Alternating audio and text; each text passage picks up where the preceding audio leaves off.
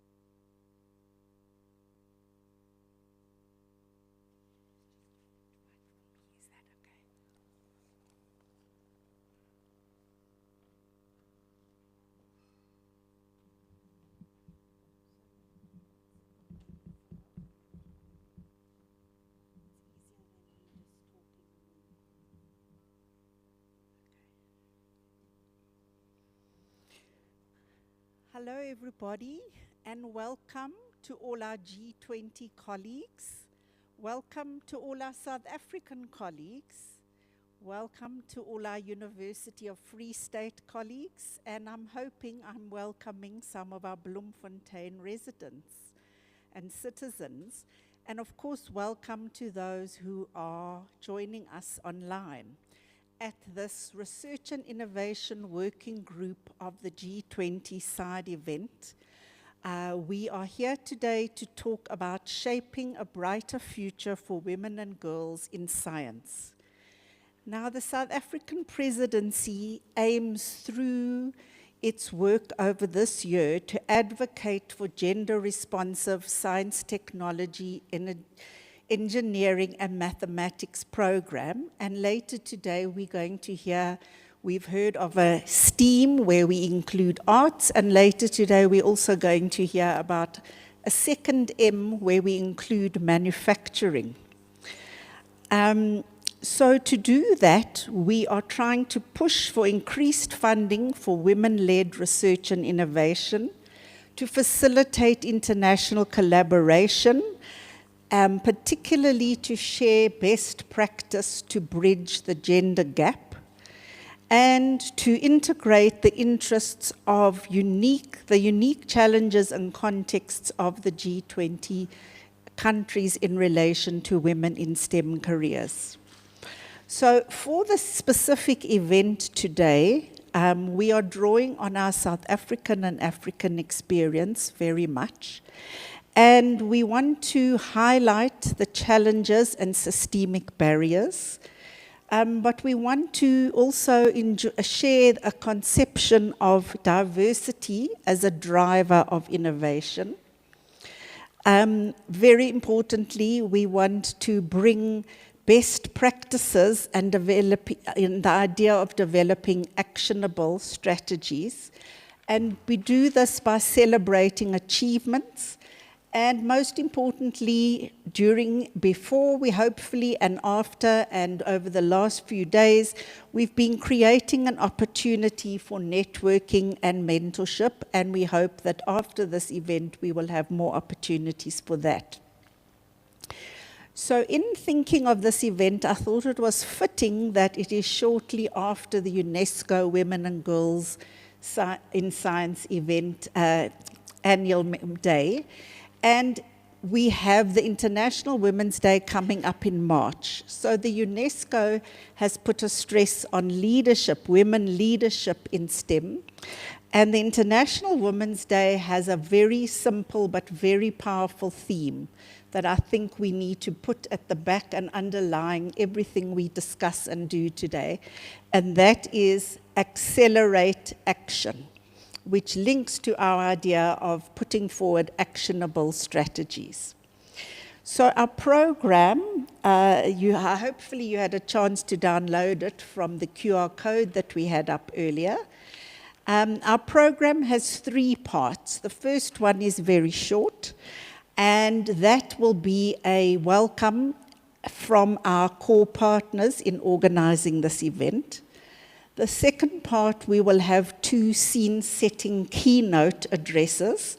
One that's setting out the state of the current trends in women in STEM, and the other that is really directly addressing how we accelerate action for growing women's STEM capabilities.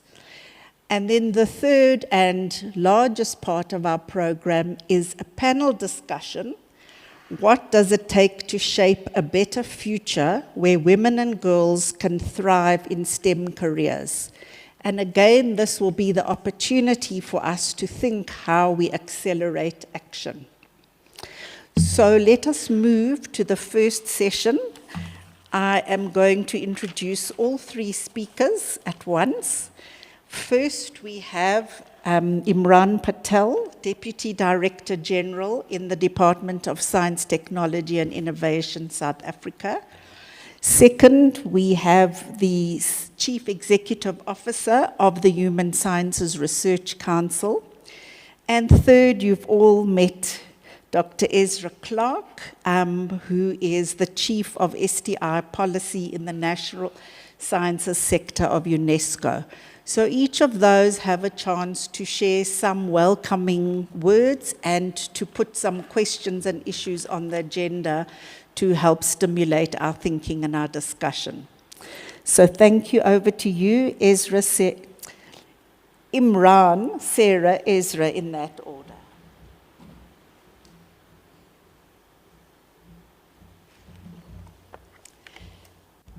Thank you. Thanks, Glenda, and good afternoon to all of the participants. Glenda did say that we're part of the shorter section because the real content discussion precedes this. But let me start by welcoming one and all. We've welcomed the G20 delegates we've been with for the last 2 days. But thanks for traveling far and wide and making yourself available for this session. But also welcome to our local participants and people who've traveled specifically for this workshop. I mean, we do look forward to this.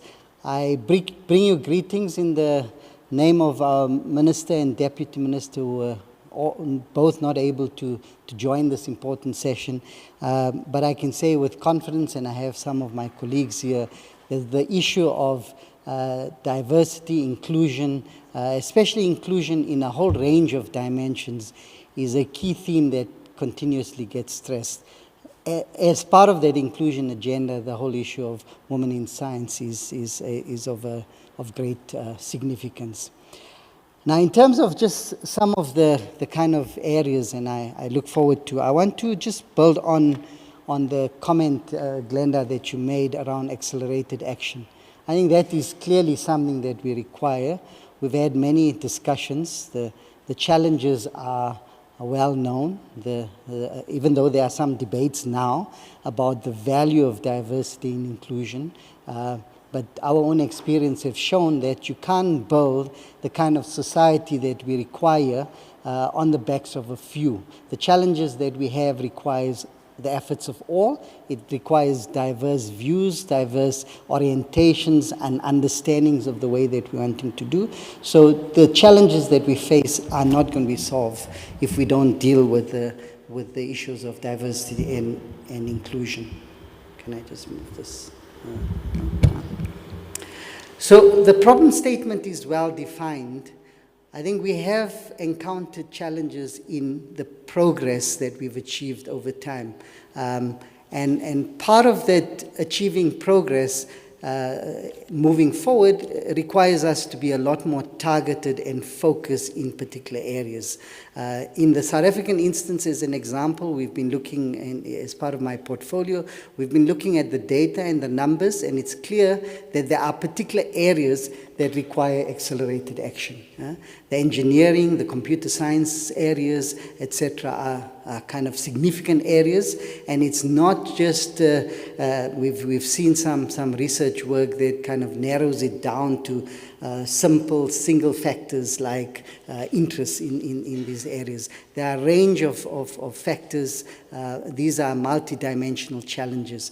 So what we need to be able to do to take things forward, and I want to kind of hear what some of the presenters who are knowledgeable, who have a deep understanding of the reality, is to understand where is it that we target our specific action. Because we're not able to do things across the board. Resources are always a problem, but also the ability of the system to change is a problem. So that's part one. We need to be much more targeted in terms of the areas that we need to focus on, set smaller achievable goals, and drive that. The second is we need to adopt a much more systems approach to these challenges that we have. I was glad in the number of discussions that we are looking at that. I was looking at the program, and the range of speakers cover the multiple dimensions that needs a response to be able to shift the needle in terms of the representation of women and girls in science.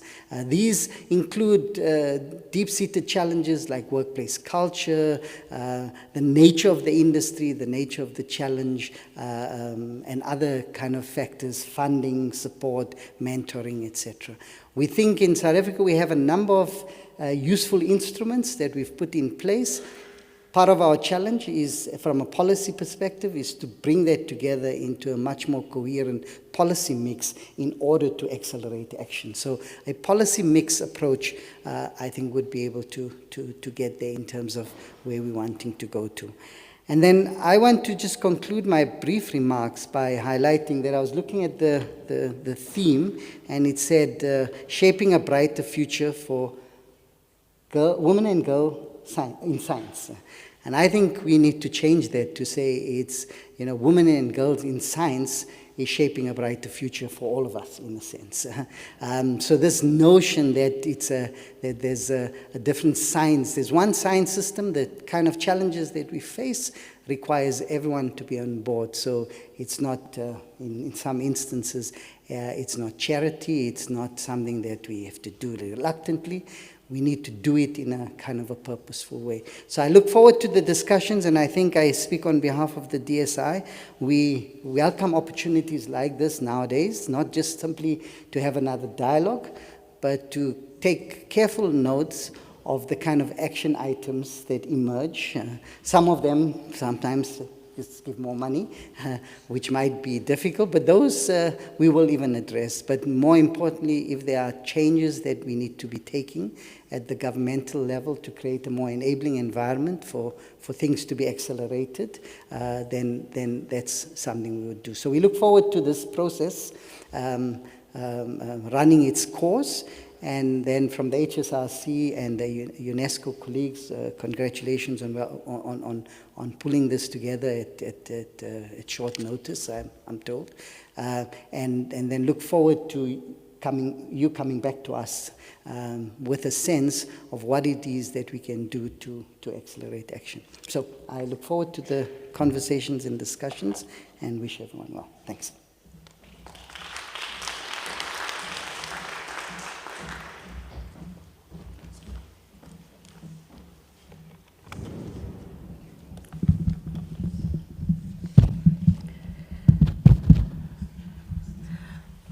Good afternoon, everyone.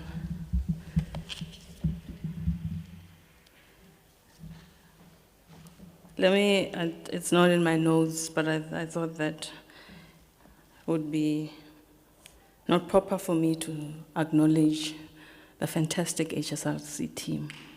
I'm always proud to work with such an amazing team, going beyond the call of duty. This was indeed, Imran, short notice, but the HSRC team always is available for national duty. My name is indeed Sarah Muswetsa. I'm the CEO at HSRC. I'm also the interim chair of the South African BRICS think tank. It is both a privilege and an honor to welcome all of you here. Particularly, I am glad, honored that we've been able to work with our valued partner, UNESCO, to this very vital, timely, I think, side event.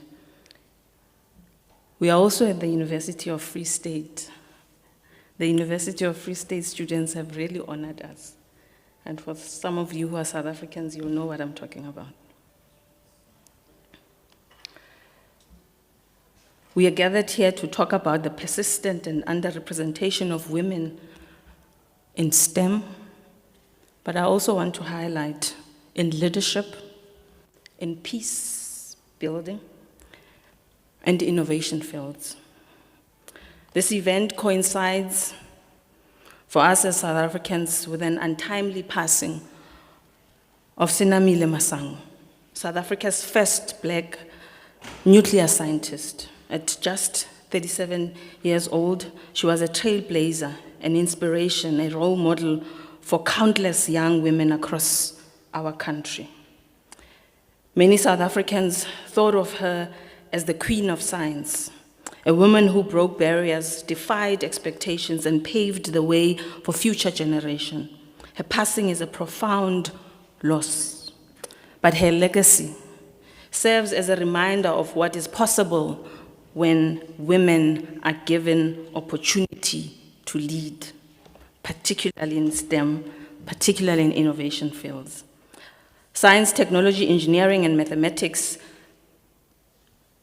with underline, bold, italics, in italics, with STEM, with HSS, the humanities and social sciences, are the engines of economies and the well-being of our people.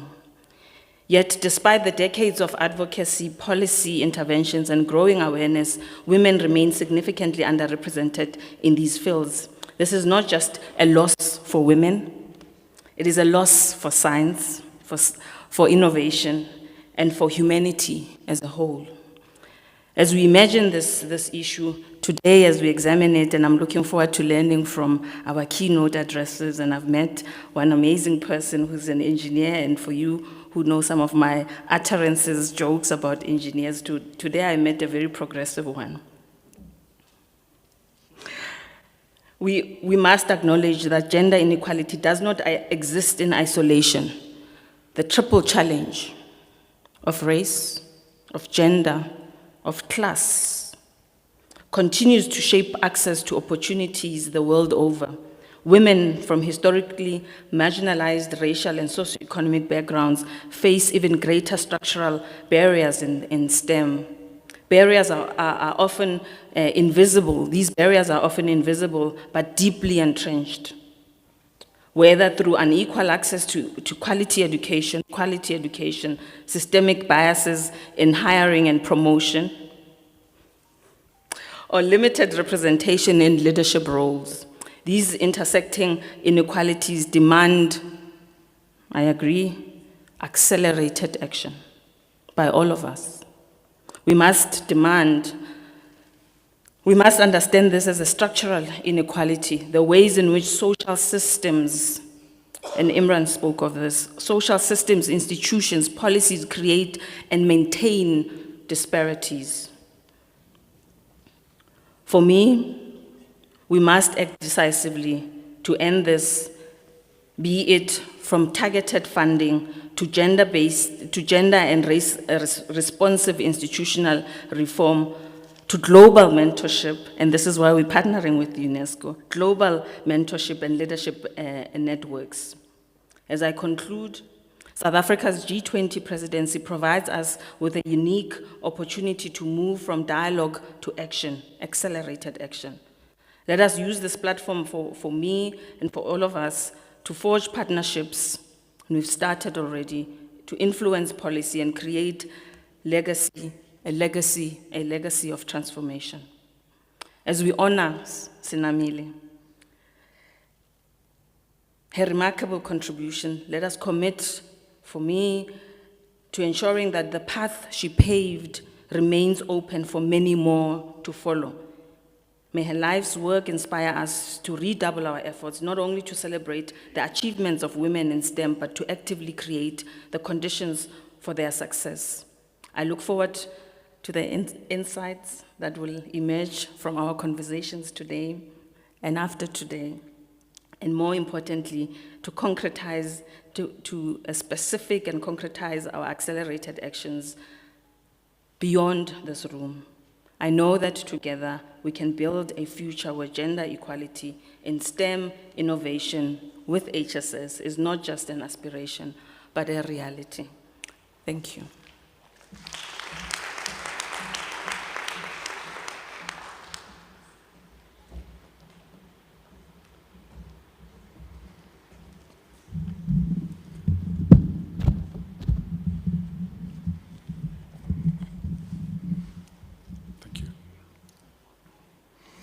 Thank you very much.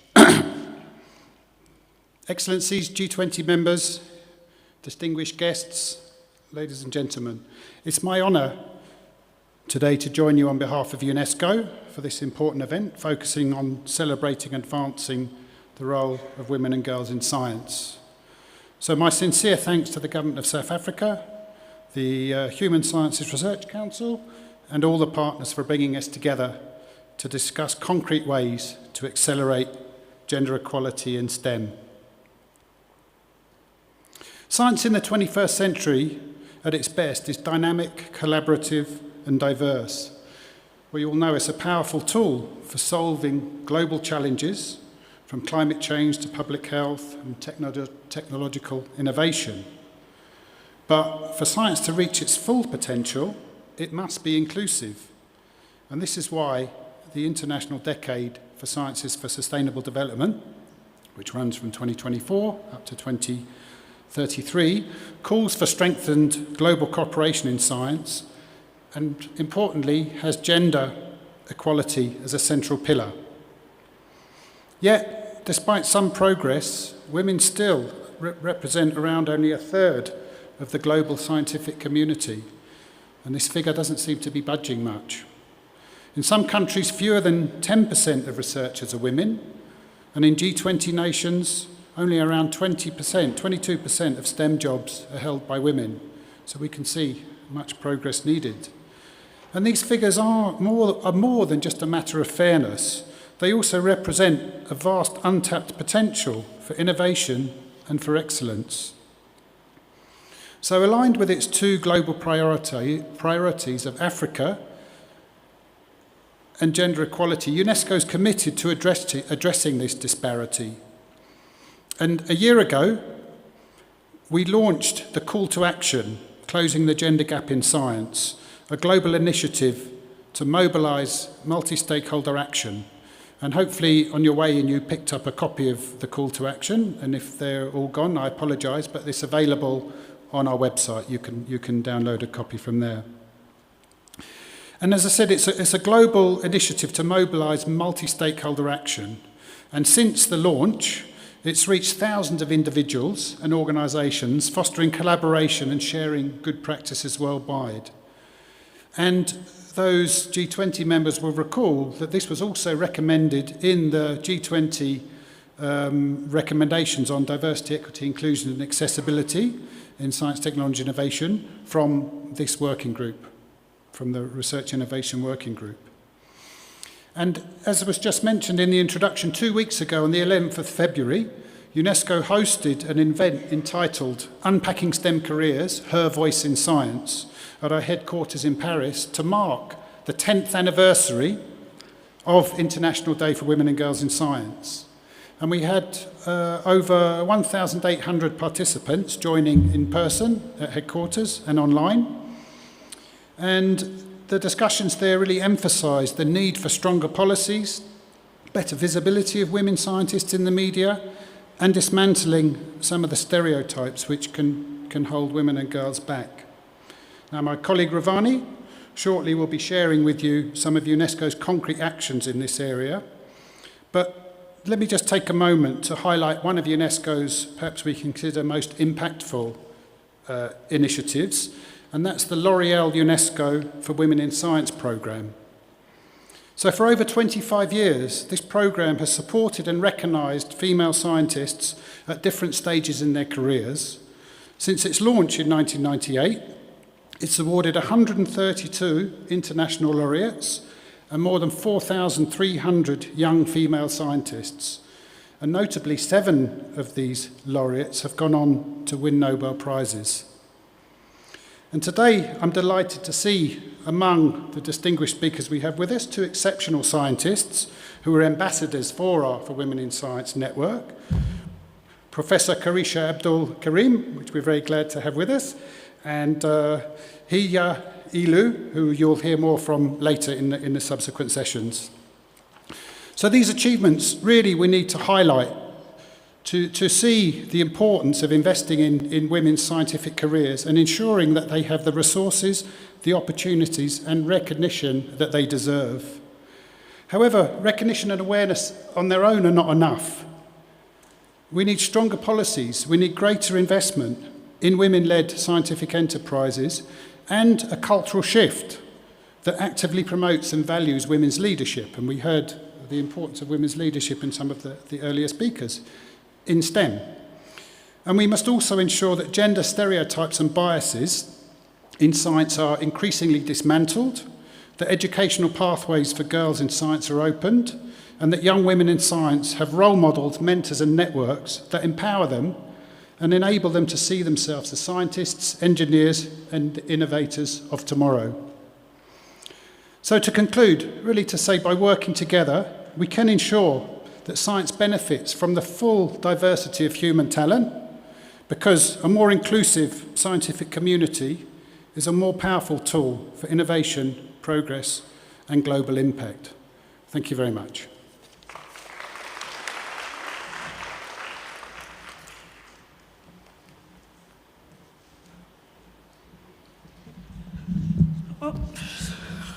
Thank you to our 3 speakers. You may now leave the stage. I think we have not only been very warmly welcomed by the partners, the organizing partners, but they've already raised some very key points about leadership, about celebrating achievements, about how women and girls shape a brighter future. I like that one. And importantly, we can't do everything. Where do we target action? And we need to take a systems approach, looking at multiple dimensions and the structures that are maintaining inequalities. So with that, I would like to invite up our 2 keynote speakers. You can come to the stage while I introduce you. The first person, as Ezra has mentioned, is Ravani Sigamoni. She is a South African who has spent many years in the UNESCO fold, and she is currently the UNESCO representative to the UN. And she's going to be talking about why is it essential to close the gender gap in science, to set the scene. And secondly, Nadia Musaji. Where's Nadia? Nadia is the co-founder and chief innovation officer of 2 organizations, one called Woman Hub and the other called Women Engineering. And I won't say more about that because she's going to tell you, but she's going to be talking about the contextual factors that influence women's advancement in engineering through reflecting on the initiatives that she has put in place and that she leads. So I would like to invite Ravani, please.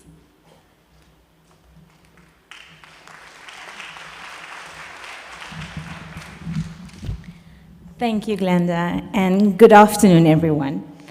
It's a pleasure to be here in front of you this afternoon. And I'm going to set the scene on why we need to close the gender gap of women in STEM.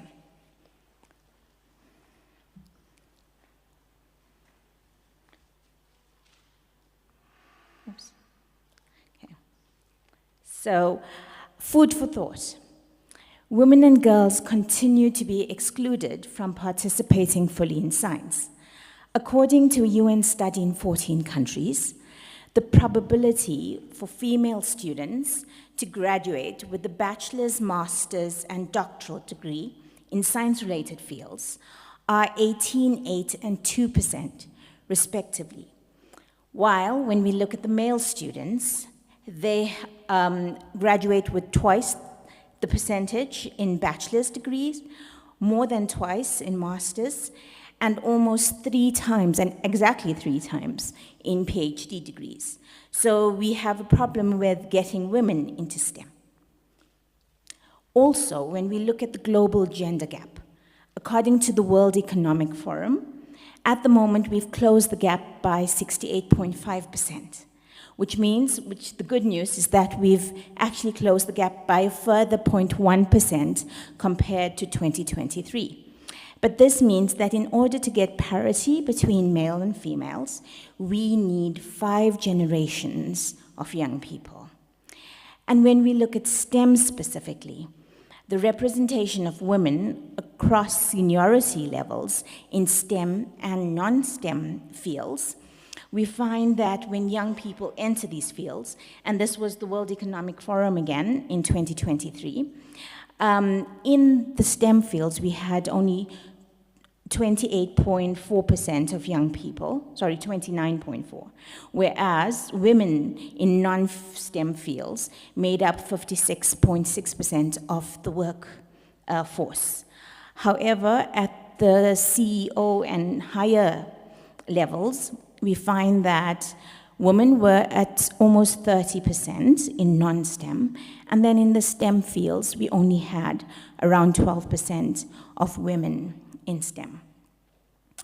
The sad news is that this was 2023, and in the 2024 study, we find that in the STEM fields of women entering, this decreased to 28%, and then in the higher CEO levels, we only had around 10% of women. So this is not looking very good. However, why do we even need women in STEM if we have men doing this? Well, gender diversity, inclusion, and equity means that we design products and help solve the pressing global problems by involving the other half, 50% of the population, which is women. It also makes economic sense. A lack of women in the technology workforce is an economic loss to society.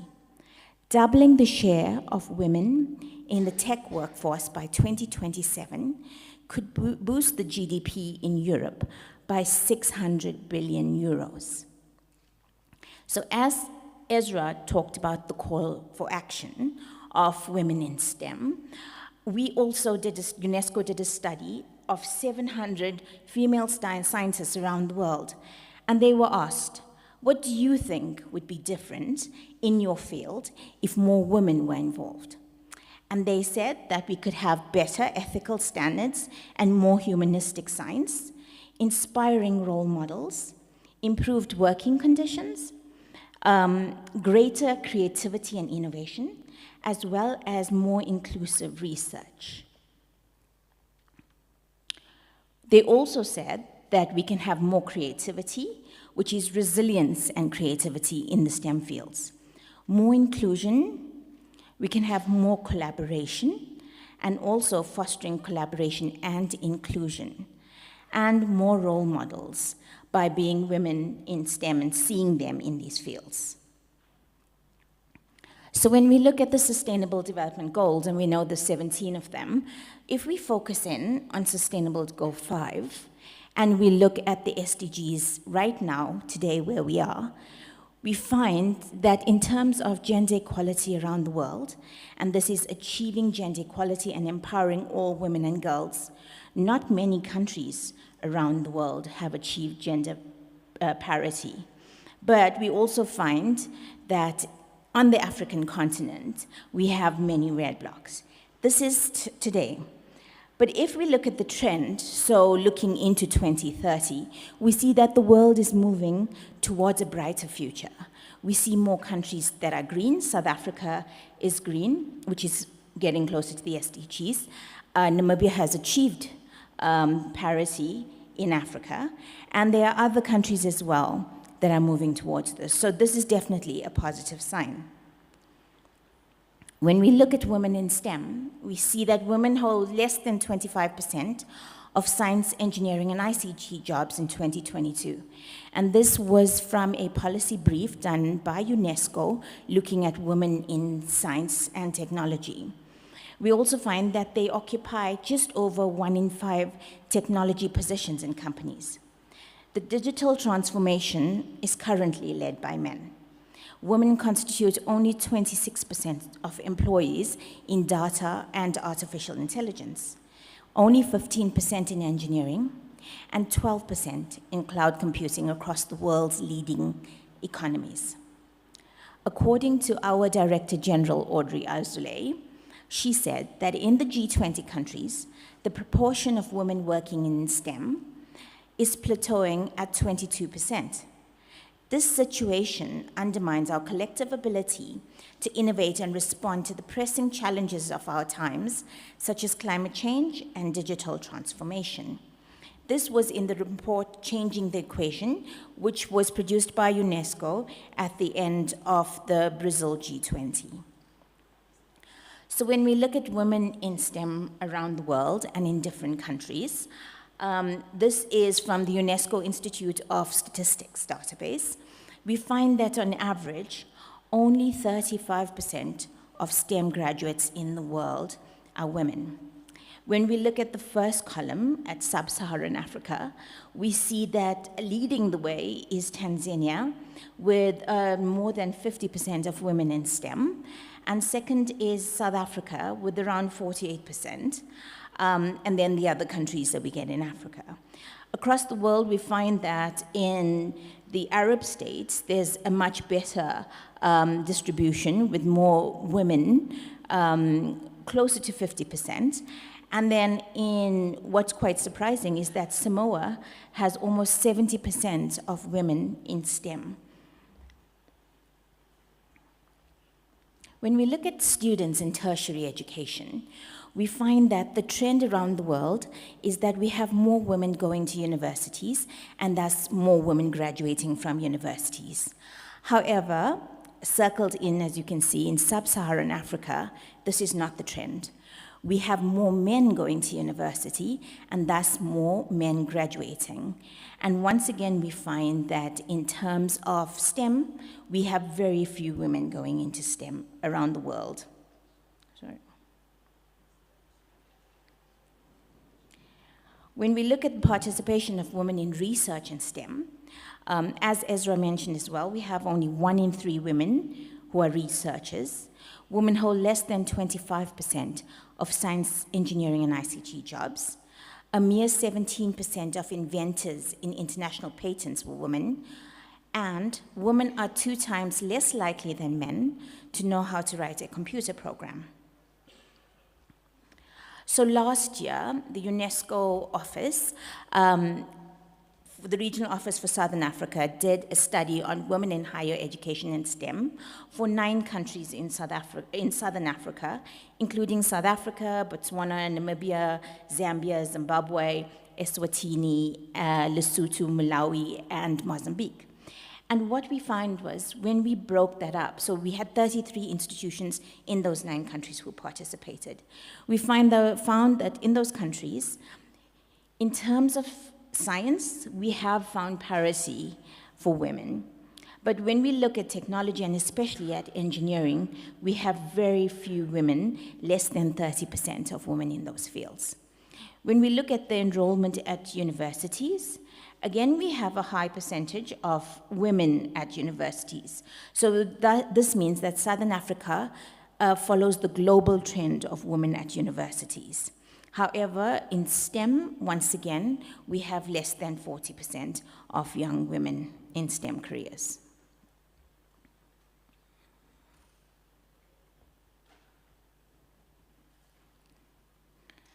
So, what we find is that we also have gaps in the doctoral studies. For Africa, we need 100,000 PhDs in order to meet the Sustainable Development Goals and the labor market demands in Africa. And this is a tall order, but these PhDs are mainly in science, technology, as well as agriculture and STEM. So where do we go from here? So the survey that I told you about with the 700 scientists that UNESCO did earlier, when the women were asked, how has being a woman in your field inspired you to innovate or approach, they came up with redefining leadership norms, holistic and inclusive visions, balancing work and life, greater resilience and creativity, and motivation to drive societal impact.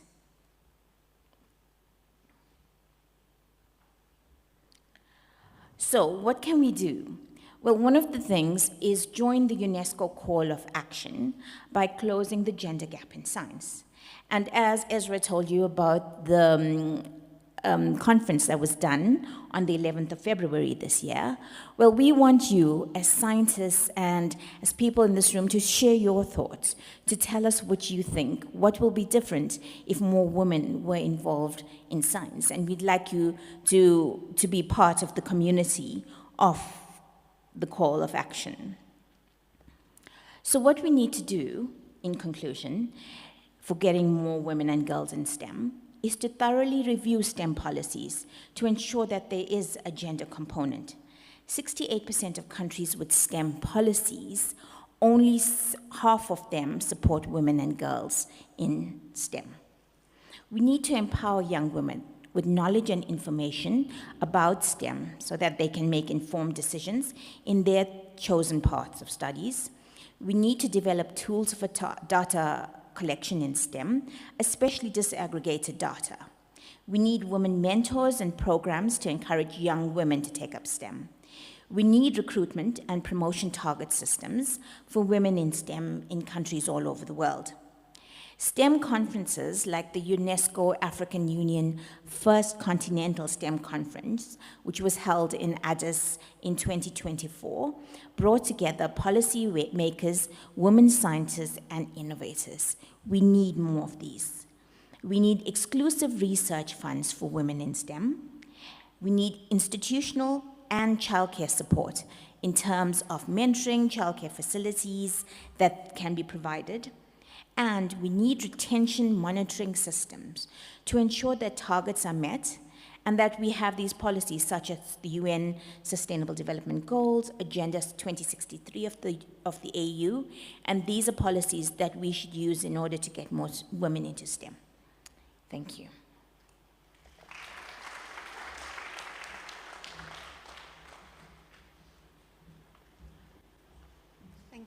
Thank you very much, Ravani, for setting out so concisely and succinctly the state of play and for guiding us to the call for action. I'm very pleased now to invite you up, Nadia. She's going to talk about some very practice and action-oriented interventions. So let's have a Nadia. Thank you so much to everybody for having me here this afternoon, to UNESCO and HSRC, and Glenda for a wonderful introduction. For me, it gives a great pleasure. I'm an engineer, I'm an entrepreneur. That means that I'm somebody who really is very much solutions focused in terms of meeting the challenges head on. Some of the stats that Ravani so eloquently presented for us this afternoon. Because to be honest, yes, being a woman in STEM is tough. There's not enough of us out there. And I have spent almost the last 2 decades thinking and building on our big, audacious mission, which is to develop a diverse and inclusive STEM ecosystem. So what does that mean in English? For us, STEM, we define it as science, technology, engineering, mining, and manufacturing. And the reason being is that we work in some of the hardest industries that has some of the greatest economic opportunities on the continent and around the world. And so how is it that we're able to ensure that we not just have the talent, but also how do we create the ownership of these industries? So when we talk about women in leadership within the STEM fields, we want to transition that conversation even to the how do we get more women to own STEM industries? Because when you have ownership, you have true transformation. So as I said, I'm an ecosystem builder. You'll hear me also talk about building STEM talent pipelines. And over the last 2 decades, I've really thought about how do we practically do this? Because we've heard the numbers, we've seen them, it's not getting great at a fast rate. How do we accelerate it?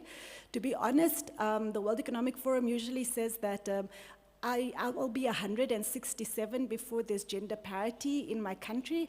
And guys, I can't wait that long. So my back won't be able to manage that. So we've got to do it now, right? And I always think about the African proverb and it's also a Chinese proverb, so wherever it comes from, the best time to plant a tree was 20 years ago, the second best time was yesterday, and the best time is today, right? So really, how do we start to take some of these learnings and institutionalize it and grow it and accelerate it? And so when we talk about building a talent pipeline, it's really around how do we create awareness right at the beginning and early stages of STEM. Weirdly enough, in 2024, I'm meeting young girls and they still go, oh, you're an engineer, but you're a girl. And I'm just like, how did we not get you positive information and positive role modeling, right? And I sometimes blame the media for this because I'm like, I'd love to see the influence of pop culture on how do we get young women to become really great engineers. So if you ever watched Wakanda, yeah, Shuri is amazing because she's a cool engineer and then she becomes Black Panther, right? But she creates technology and she creates amazing things, and having a female role model is absolutely pivotal for young girls to be able to actually go and go, STEM is for me. And so we start to work at a very young age with girls, and we will take them through every stage of their life, at a high school, at a university, as women in industry, as women innovators, creating the space both physically as well as virtually for them, and then finally onto ownership. And so what does that look like in practice? Because, Nadia, that sounds really nice, building talent pipelines in STEM. Very practically, it's a very much a programmatic approach that we do on the ground. And we've partnered with lots of organizations, including UNESCO.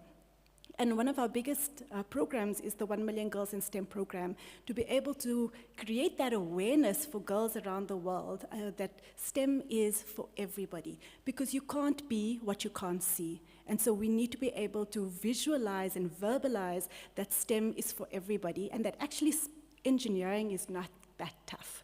And I always, whenever I speak to young girls about engineering, I go, Nadia's not super smart, and nobody sprinkles some like fairy dust magic when I was born to make me an engineer. Nadia worked hard, and Nadia is lazy. And what are engineers? Engineers are generally lazy people, and so what we try and do is just solve problems quickly and effectively, right? And so that's typically what I do on a daily basis, is figure out how not to work. And then as an entrepreneur, how not to work and still make money. So, and being able to change the conversation fundamentally of what engineers do, instead of, you've got to do the maths and science and it's so hard. Actually, let's make it fun and exciting for this generation who are completely connected to the world in very, very different ways, and leverage technology and gather information in very, very different ways. And so we're really proud of our partnership with UNESCO and our 1 Million Girls in STEM program. And then those girls graduate and go into high school, where we run Technovation camps. And we focus on coding, robotics, sustainable engineering, and cybersecurity. And for us, it's really around getting their hands dirty and actually getting to make things. But for me, what was absolutely incredible is when you're younger, and I don't know, this is not just a South African thing, but people always ask you, what do you want to be when you grow up? Right? And we've switched that and gone, what problem do you want to solve in your community? And just by changing the framing, every young girl wants to be a problem solver. And so through these tech camps, they are building water filtration systems. They are helping to build better roads and infrastructure for people with disabilities in their communities. They are thinking about supply chains to get healthier food into their communities, right? Absolutely incredible for 18-year-olds to think about all of these things and be connected into this world, which leads us into future skills, because as the world changes so rapidly, we cannot leave anybody behind in a tech-enabled future. I had the privilege this past week, I was in Kenya, and I was speaking to one of the guys at one of the top AI think tanks. And he said to me, Nadia, I read this, we published this paper a really long time ago. And I was like, how long ago? And he's like, a year. So in the AI industry, a year is a very long time ago.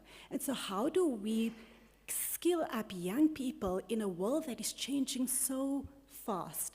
And really, we're focusing on artificial intelligence, cybersecurity, coding, data science. There's a whole bunch of new careers that are coming out to be able to change the way in which we work, in which we play, and how we actually behave as human beings. And how are we making sure that young girls are ready for those types of careers? And so once you have that like early stage talent, it's around how do we start to set them up for the next phases of their careers, right? And so we do 3 different programs here. One is an innovation lab. We run hackathons, which is really just how do you actually solve problems in your community, leveraging your engineering background. And for us, it's around how do we start to think about venture building and entrepreneurship. Because to be honest, not everybody should become an entrepreneur. The stuff is really hard. Some people should go into businesses that are existing and grow them. They should go into SMMEs and grow the economies. And so it's about how do we start to support young people, giving them this transition skills for the new world of work. And so we focus on the innovation labs and the hackathons, but we also have been running the Women's Fellows program, which is going to be 20 years next year of supporting female engineering talent around employability and entrepreneurship skills. And I stand here today to tell you that some of these female engineers are now running production plants for some of the largest companies around the world. They are running their own businesses. They are running institutions and organizations. They are building products and services that meet the needs of people around the world. And for me, that's inspiring and exciting to be able to see how we can actually leverage young people at a very early stage to create and be the change they want to see in the world. We also work at a TVET level, so that's the technical vocation and training level in South Africa. And we work in some of the most impoverished communities to be able to help really lift up young people around economic development. And so when you start to build the talent, you start to actually help them think about becoming problem solvers, creating new products and services in the market. You start to actually get the entrepreneurial ventures. And for me, this is really exciting because this talks about ownership. We work in some of the hardest industries, creating entrepreneurs in the mining sector. So we've got a Women in Mining program where we work with female entrepreneurs to be able to go and service. And these women are absolutely phenomenal. They open cast mining companies. They run component manufacturing companies, they run fabrication plants, right? And so when people go, oh, no, Nadia, we're going to find women, and they're usually just in the entrepreneurial ventures that are traditionally female only. I'm like, no, we're seeing women who are doing absolutely incredible within our programs. And we're helping to incubate those businesses and accelerate them to growth to create the jobs that we need. Because on the continent, last year, 12 million young people went into the job market and only 4 million jobs were created. So you don't need to be an engineer to know that maths is not going to math very, very, very quickly, right? And so how do we start to sustain our economic growth and development? So we run a Women in Engineering incubator, a Woman in Mining, a Woman in Tech, a Woman in Sustainability, a Woman in the Circular Economy, and looking at all different areas around how do we accelerate growth with these women entrepreneurs that are in very deeply technical businesses. And we also do this for organizations and helping them think through what does organizational capacity building look like, and how do we actually become more entrepreneurial in our ventures. But to be honest, none of this matters if we can't move capital into the hands of women entrepreneurs, because this takes money. And so we are providing financial support to the entrepreneurs that are on our programs. And You know, and I'll double down a little bit on the finances in a bit, but when I talk about it takes an ecosystem to raise organizations, and it has the ripple effects, because when we get this right and we put up enough, taken kind of 3 entrepreneurs that have been part of our network, Delisa, she's a GIS specialist, and they use drone technology to fly over mining areas as well as farming areas. She's got an agri-tech solution as well as a mining solution, and they reduce the cost and the safety hazards on sites to be able to get the data that is needed to do better production, better mining operations, safer mining operations.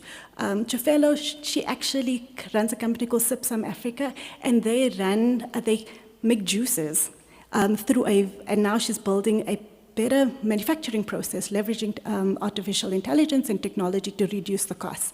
And then Shanaz, who I lovingly told her, Shanaz, your slogan should be, if it floats, you'll fix it. And she fixes these massive mining vessels that are on South African and Namibian coasts.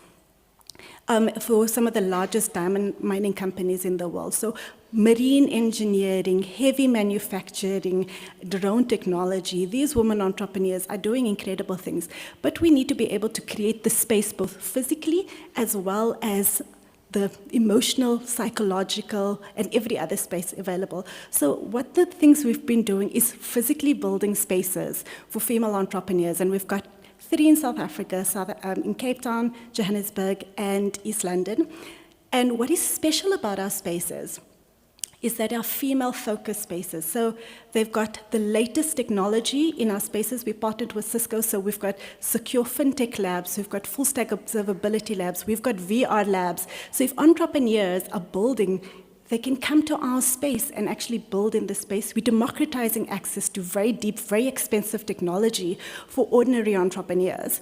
But it's not just about being an entrepreneur. You know, Ravani mentioned some of the challenges that women are facing in the industry, and that is access to childcare, right? And so what we did was we built what we call the Junior Engineer Hub, which is a co-play space for kids. So in my office, I've got the latest technology, but I've also got a hub where my kids are usually during the day.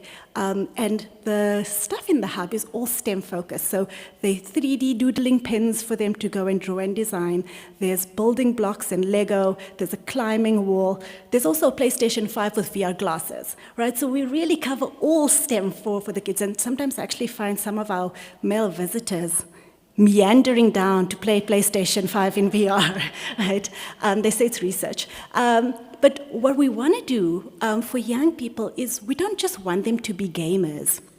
We want them to be able to design better games that are contextual for the African context, for the African market. And so even in our Technovation camps, we're exposing girls to VR. For me, one of the most exciting things is to see a girl put on glasses and her mind completely blown because she is now in Paris running a race. And so we're able to take young people out of their environments into a virtual world to be able to play, connect, and learn in different ways. And so besides the Junior Engineer Hub, we also have lactation rooms, menopause rooms.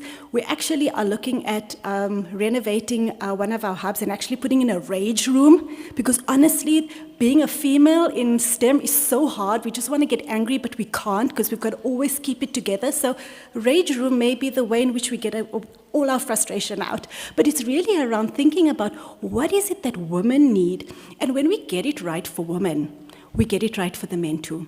Because while you may not need the lactation lounge, the space is so conducive that I started to see young guys also bring their kids into the Junior Engineer Hub, right? We're starting to see a whole range of ways in which we're able to kind of bring and create inclusive spaces for everybody. And so the last piece, and I said, none of this matters if we can't move capital into the right hands, whether it's funding young people to go and study engineering and technology and STEM fields, whether it's being able to support talent into these industries. But more importantly, it's really around how do we support entrepreneurs, specifically women entrepreneurs in STEM. Over the last few years, the average amount of capital going into the African continent, specifically funding female founders, is 2% of venture capital dollars. You can't create the next Metas, the next OpenAIs, without massive amounts of funding. The challenge that female entrepreneurs are facing is a reality every day, and so we decided to raise a venture capital fund, a $30 million fund that invests in female founders in tech across the African continent. We've already done 16 deals in 8 countries. We've also done concessional grant funding to female entrepreneurs to be able to cultivate the ecosystem, and we're now looking at flexible financing for female entrepreneurs, specifically in the climate economy. All our efforts together make us probably the largest contributor and most active investor in female entrepreneurs on the African continent. The reality is we've moved under $4 million. It's embarrassing. We can't have a STEM ecosystem if we don't have the money to go with it, right? And so while we are proudly South African, and we've got a global footprint around the work that we're doing, and we've impacted 150,000 women and girls. We've seen 2,000 young women who have gone through our engineering programs, and we've supported 400 female founders who've gone on to raise about $6.5 million in capital and created 1,500 jobs. I am embarrassed by these numbers. They are too low. Because if we want to really accelerate change in STEM, they always say, and there's this African proverb that says, if you want to go fast, you go alone. If you want to go far, you go together. I really want to go further, faster together. And so today I ask everybody to join us to be able to actually make a difference on the ground so that in the next 10 years, I'm not here and I can get gender parity before I'm 167 and I can actually retire by the time I'm 45.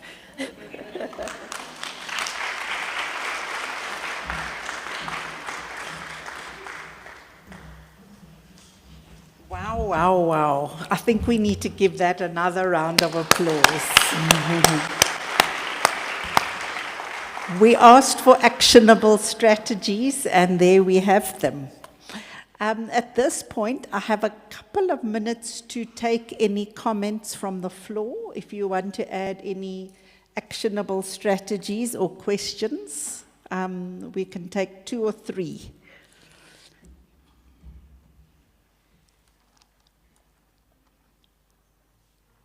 Yes, thank you. Talk loudly, please. Oh, we're bringing you a mic.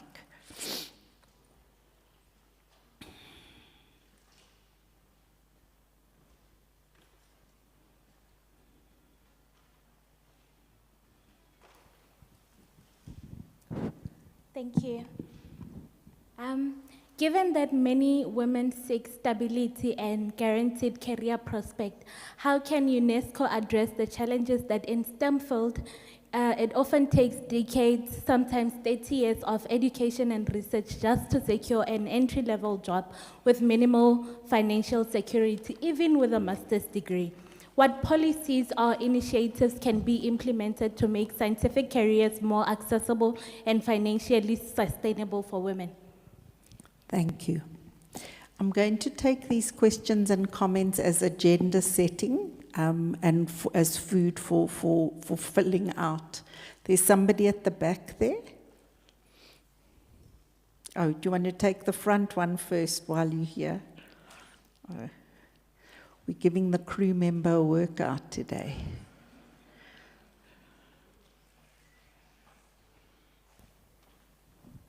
Hi, thank you. I just wanted to find out if there are any retention strategies in place for women in science. So you'd find that a young girl would start a undergraduate degree, do maybe an honors, a master's. By master's level, it starts becoming a little bit more difficult to retain them in academia, to stay, to do a PhD or to do a master's. I myself have taken a very long time to do a PhD because, like you said, it's a balance of life and women have to balance things. So it's life, it's community. So how do I, as an academic, convince my female students to stay in academia? What are the incentives, what are the retention strategies that are in place for women to stay in science? longer so that we can improve those statistics of 2% of women with PhDs. I think that's shocking. Thank you. Vital point. Vital question. I'll take one more. Yes, go ahead. I would like to extend my warm greetings to all honorable leaders, distinguished delegates. It is both a privilege and honor to join you today at this esteemed gathering of the G20. I am Karabo Msibudingwane. I am currently completing my Master of Medical Science, specializing in pharmacology. When I was doing my first year master's, I realized that when I was in the journey of applying for employment, I had a lot of depression because I was applying for jobs the whole year and I couldn't get even a single interview. So I came up with an idea that can make me to manage the depression that I had. And it struck me that I can actually be a problem solver because I came up with an idea to start my own businesses. And I remember when I was doing my first year, my first degree, when I was completing my first degree, there was a speaker at my graduation, my first degree graduation, and one of the keynote speakers spoke about actually he is excited because he's graduating future employers. And I was really concerned, or I was really shocked that future employers, I don't understand when he says future employers, because all graduates know that when they are actually graduating, they want to be employed by companies. Correct. Then it made sense when I was doing my first year master's, because now I saw that he actually makes sense, because we cannot all be employees. Some of us have to be also employers as well. So it gave me an idea that actually I can also become a problem solver. I can actually have a vision to become a future employer one day. So today's event actually made me so interested and excited to actually engage in this kind of discussions, because I'm actually a person that wants to have a business one day. I would like to be a future employer. So these are my these are the challenges that I identified. So it's actually 3 of them. So the first one is women and girls in science lack formal education in entrepreneurship and marketing skills because the science curriculum focus more on research and development and less on commercialization and business skills. The second one is the lack of female role models in science-driven businesses discourage young women and girls from pursuing entrepreneurship. This is because women scientists are underrepresented in corporate leadership, with few serving as CEOs or policymakers in STEM industries. The third one is women scientists face challenges in licensing and selling their innovations, leading to missed commercial opportunities. Women-owned science businesses struggle to scale beyond local markets due to limited access to global trade opportunities. Thank you so much. Thank you so much, Karabo, and thank you to our 3 contributors for sharing the challenges and the possible solutions and the possible directions that we need to be putting more attention into. I think you guys have raised a number of those points, and I hope you'll talk to Nadia afterwards to join her entrepreneurship program. And with that, I'm mindful of the time. Let's give you a final hand. Thank you. And now we come to our roundtable discussion. We had the question, what does it take to shape a better future where women and girls can thrive in STEM careers? Imran has asked us to turn that around to say, where women and girls thrive in STEM careers, how can that shape a better future? Am I correct, Imran? So I'm going to call up Dr. Dorothy Ngila from our National Research Foundation in South Africa. She is a Woman 20 South Africa delegate, and she's a chair of the Education, STEM and Digital Divide Working Group. Dorothy, you're very welcome. I'm going to leave it to you to introduce your panel. Panelists, if you can start coming to the stage, please.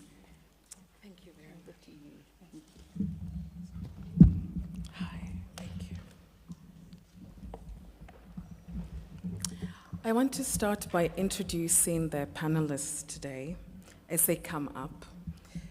Ms. Sylvia Bojinova, representing the Directorate General for Research and Innovation at the EU Commission. Dr. Maputi Madiga, representing South Africa's Department of Science, Technology and Innovation. Dr. Cobus van Breda, representing the University of the Free State in South Africa. Professor Karesha Abdul Karim, representing both Columbia University and the University of KwaZulu-Natal in South Africa. Dr. Keamo Getse More, representing the University of Venda. Professor Anthea Roda, representing the University of the Free State. And Ms. Hilia Helu, L'Oreal UNESCO Women in Science Award winner, based at the University of Cape Town. I'm really delighted today that our roundtable panel is going to feature insights that cover many different approaches. What we've heard until now is that doing research and innovation the right way has the potential to save lives and to save money, create money too. Over the last decades, and really inspired by the work of the Gendered Innovation Project, there have been a number of strategic approaches, 3 that institutions of science have used to advance gender equality and inclusion. There has been a focus on fixing the numbers. We've heard a lot about why it's important to fix the numbers, focusing on women's participation and increasing the numbers of underrepresented groups' participation in science. We have focused on fixing the institutions, which promotes structural changes at institutions of science.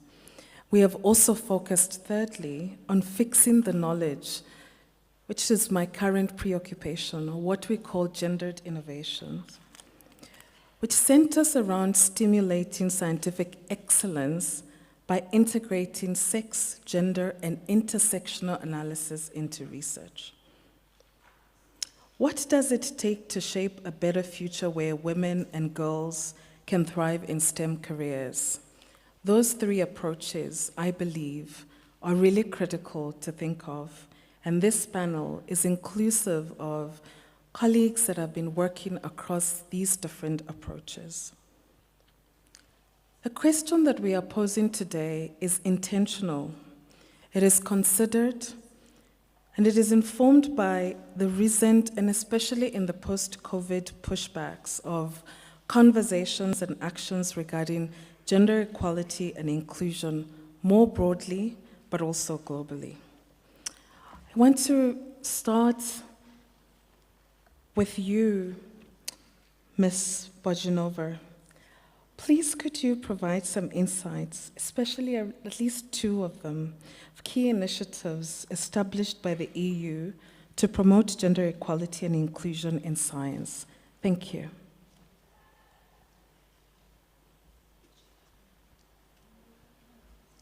Please, may I request for mics? We're going to sit here and we're going to try to have a real roundtable conversation as part of our panel. Yes, thank you so much. It's my great honor and pleasure to represent the European Commission in this event. Thank you so much for the organizers.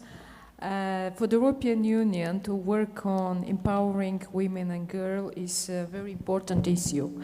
And this comes from the problem that the gender gap is a serious issue for us as society, for our economy.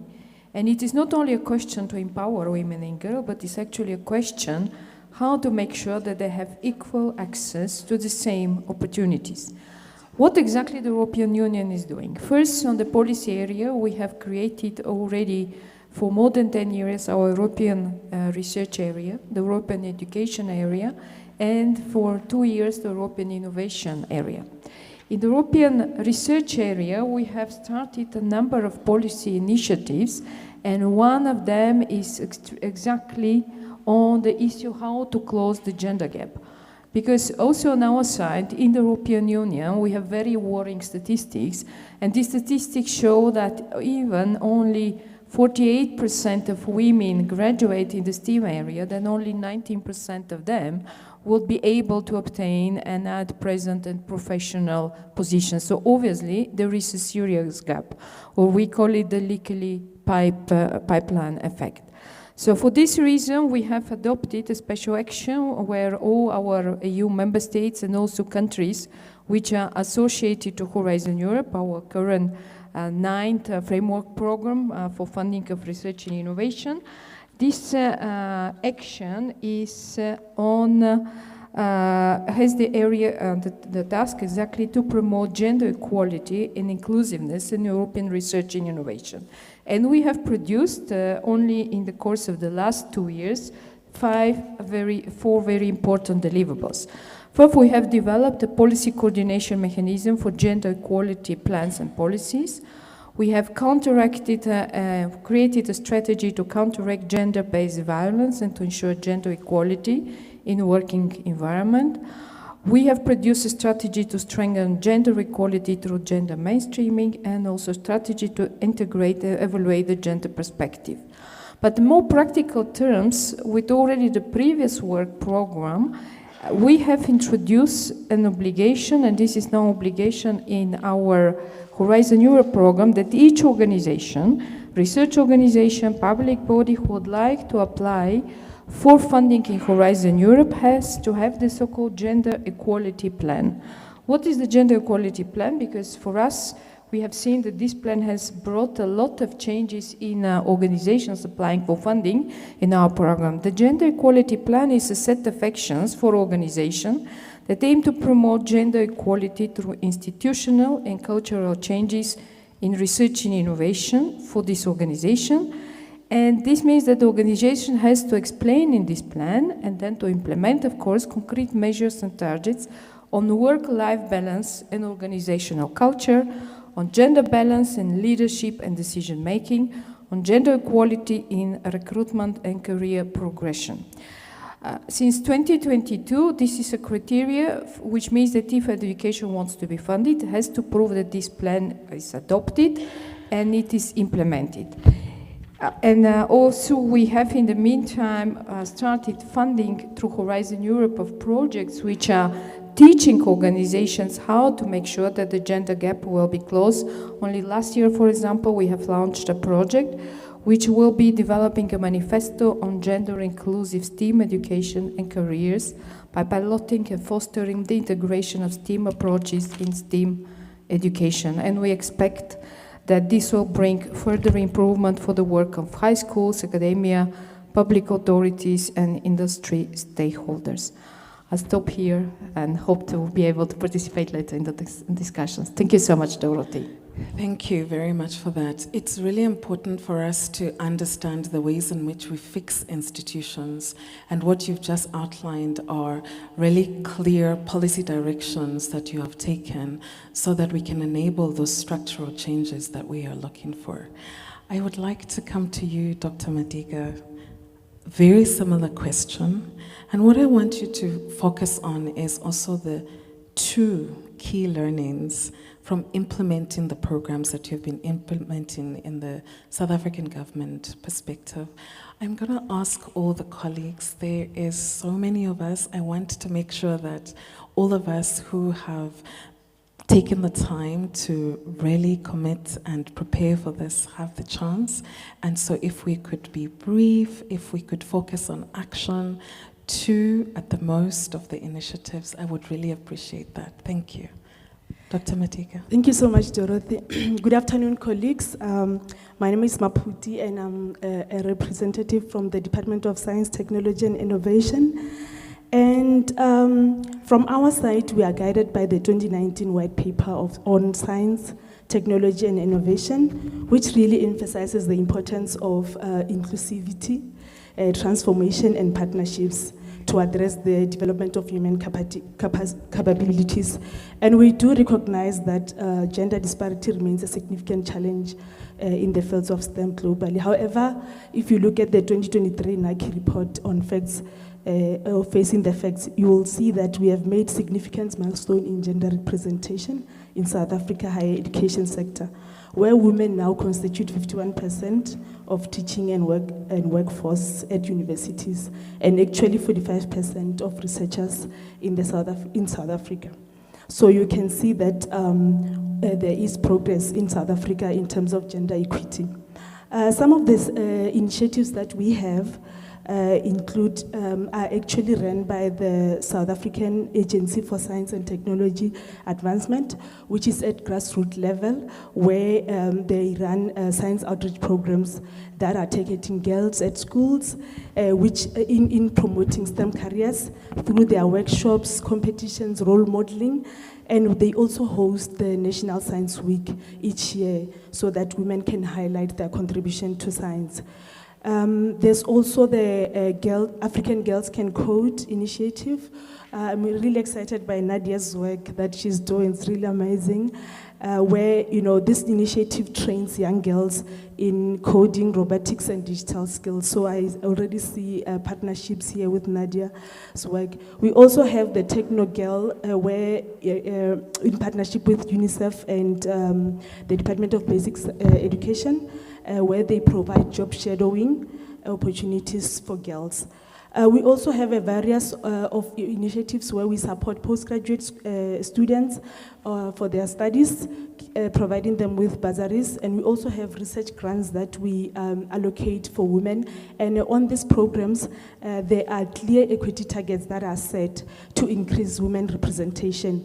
In our awarding, we award 55% of our grants and bursaries to women.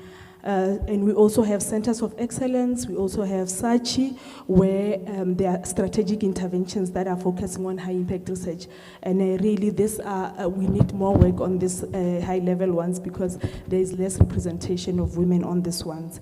I also want to just highlight our exciting awards that we have just to recognize women in STEM. We have the South African Women in Science Awards, which recognize and celebrate outstanding female scientists, and one of them is here, Prof. Abdul. So where we recognize 26 women in South Africa, and we profile them as role models for young girls and encourage them to participate in STEM careers. And we are actually this year launching a book on the Sawisa alumni. This will assist in some of the actions that I've seen in this Closing the Gap Gender, is that we need to showcase and feature the women everywhere else so that young women can be inspired to do STEM careers. In terms of the learnings, I have other ones that we do as a country, but due to time I will not mention them. In terms of the key learnings, what we have learned is that early exposure is crucial. I think programs like African Girls Can Code initiative show that if you introduce the girls to STEM at earlier age, it fosters confidence and interest in this field. And I think the biggest lesson is also that financial support boosts participation. So the provision of scholarships, research grants, and actually dedicated funding for women in STEM have really increased participation of women in this.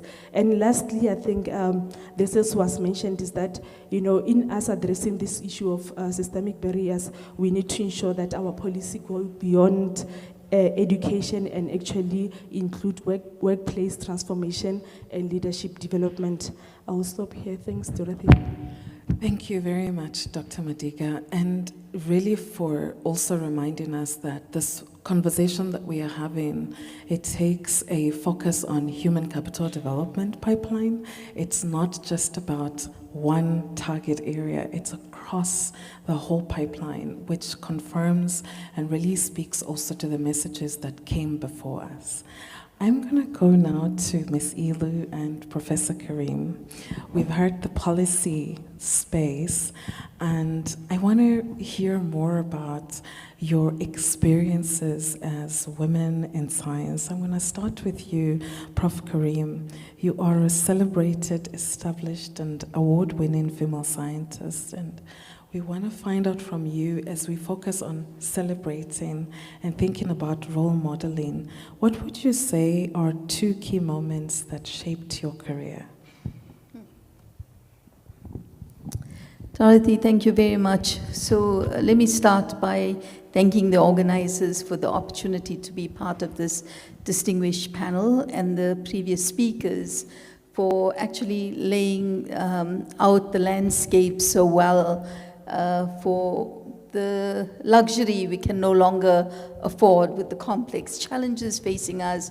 We certainly can't afford to lose half the world, or not include half the world in that, 1. And 2 is also the asymmetries that we need to recognize in knowledge generation geospatially. And here I'm talking about the global south.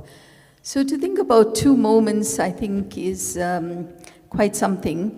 But let me just make the first point, which is, you know, when I sit here or in meetings and gatherings like this, it is like many of us around the table and in the room against many odds. I was born 65 years ago in a small village north of Durban, and the fact that I got an opportunity to go to school was from the commitment in the community. And here were laborers from the sugarcane plantations who earned meager amounts of money and who committed to putting that money, £1 a month, together with some merchants to bring out teachers, set up the schools. And I had from grade 1 amazing, committed, dedicated teachers who nurtured my curiosity, a supportive family. And then as I moved on and decided to study science, I had great mentors who taught me the importance of activism that goes hand in hand with scientific excellence. And so growing up in apartheid South Africa really shaped 2 things in me around the importance of science and the hope science brings. And 2 is the importance of social justice in what we do. And so it's not a surprise that I chose to be an infectious diseases epidemiologist. My first study that I did in 1989 to try and get a handle of the HIV/AIDS epidemic in South Africa set me on a path that I would think as the other momentous moment.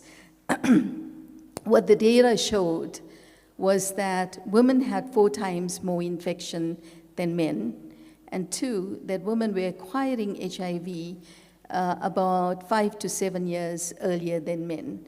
This age-sex disparate relationship and the fact that young women between the ages of 15 to 24 were bearing a disproportionate burden of infection was counter to where the world was focused at that time in terms of HIV. It was mainly in industrialized countries, focused on men who have sex with men and injecting drug users. The picture in Africa was very different. And me doing an age-sex disaggregated analysis, and I have to acknowledge my husband, who has traveled this journey in terms of our HIV research over 37 years. And I think we're a good example of professional supportive partnerships and personal supportive partnerships coming together very synergistically.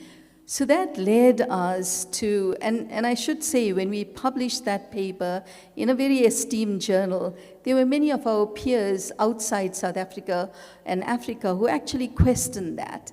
And it took us like another 10 years when more sophisticated technology became available to show definitively why young women were getting infected. So I'm going to get there a little bit faster, Dorothy. The other point I wanted to make was about 21 years ago, establishing CAPRISA. So one was the burden of infection. Two was a gap that we had, a prevention gap. So we knew women were bearing a disproportionate burden of infection, but everybody was focused on abstinence, behavior change, and male condom use. And so we were very bold in 1993 to say we are going to try and develop a technology that women can use. Now, fully recognizing what underpins that was gender power disparities. Those take longer to fix, but can a biotechnology enable women to reach age 25, HIV-free, and live a full life and reach their full potential? Now, if time allows, I can talk about CAPRISA, because I think the Center for the AIDS Program of Research also epitomizes a new model, which is how we brought 5 institutions together that is synergistic. And in dealing with complex challenges, we do need to have cooperation nationally, cooperation globally, and relationships that are built on mutual trust and respect, because the knowledge we need to generate has to be beyond multi-sectoral responses to science that transcends to tackle head-on these complex challenges that threaten sustainable development. And CAPRISA represents that nationally, how we brought these 5 institutions together, how they've worked together to make many breakthroughs that put South African science on the map. It's undergirded by 3 fundamental values, that of excellence, innovation, and service to humanity. And I'm happy during Q&A to expand. Thank you. Thank you very much for that. Thank you for being so action-orientated to take on these policy strategies that have just been shared, thinking about human capital development pipeline and telling us your story from how that focus on the pipeline really gets you to where you are now. And for me, I think what stands out is your focus on combining advocacy, this question of social justice, with STEM, which is so critical in our field and even in closing the gap, right? Advocacy and action have to go hand in hand in our scientific enterprise. I'm going to come to you now, Ms. Ilu. You are on the other side of the human capital development pipeline as a young person who is pursuing their postgraduate studies and really interested in getting into this workforce. And I want you to share a little bit of your story, number 1, and number 2, to talk to us about what you think are 2 key challenges that young people are engaging with in STEM fields that you want all of us to remember and to fix in our policies, in the way that we mentor, in the way that we champion. Thank you. Thank you. Thank you for having me. As mentioned, I am a PhD student at the University of Cape Town, and my work is currently in malaria modeling, so also an aspiring infectious disease epidemiologist. And I think my journey in science was kickstarted by my mom. My mom is a nurse, and as such, she took me with to work growing up, and I got to see the insides of the hospital. And initially, I thought, okay, I guess the quote-unquote best thing to be here is a doctor. And then I thought, they don't seem to have sufficient work-life balance. So then I considered other avenues, and that's sort of how I stumbled across science as a tool to sort of support the health sciences. And I think in that, I think there's one thing around girls in school growing up, figuring out that STEM careers are very much a practical and reasonable career choice. But then I think outside of that, there's also battling community perception and perceptions within your own family that, you know, even on social media a few weeks ago, there was this tweet about how BSc is an academic degree, not a professional degree, and that, you know, where you're gonna go if you study a BSc. And I think perceptions like that, public perceptions like that, really discourage women and girls in their choices to pursue STEM careers.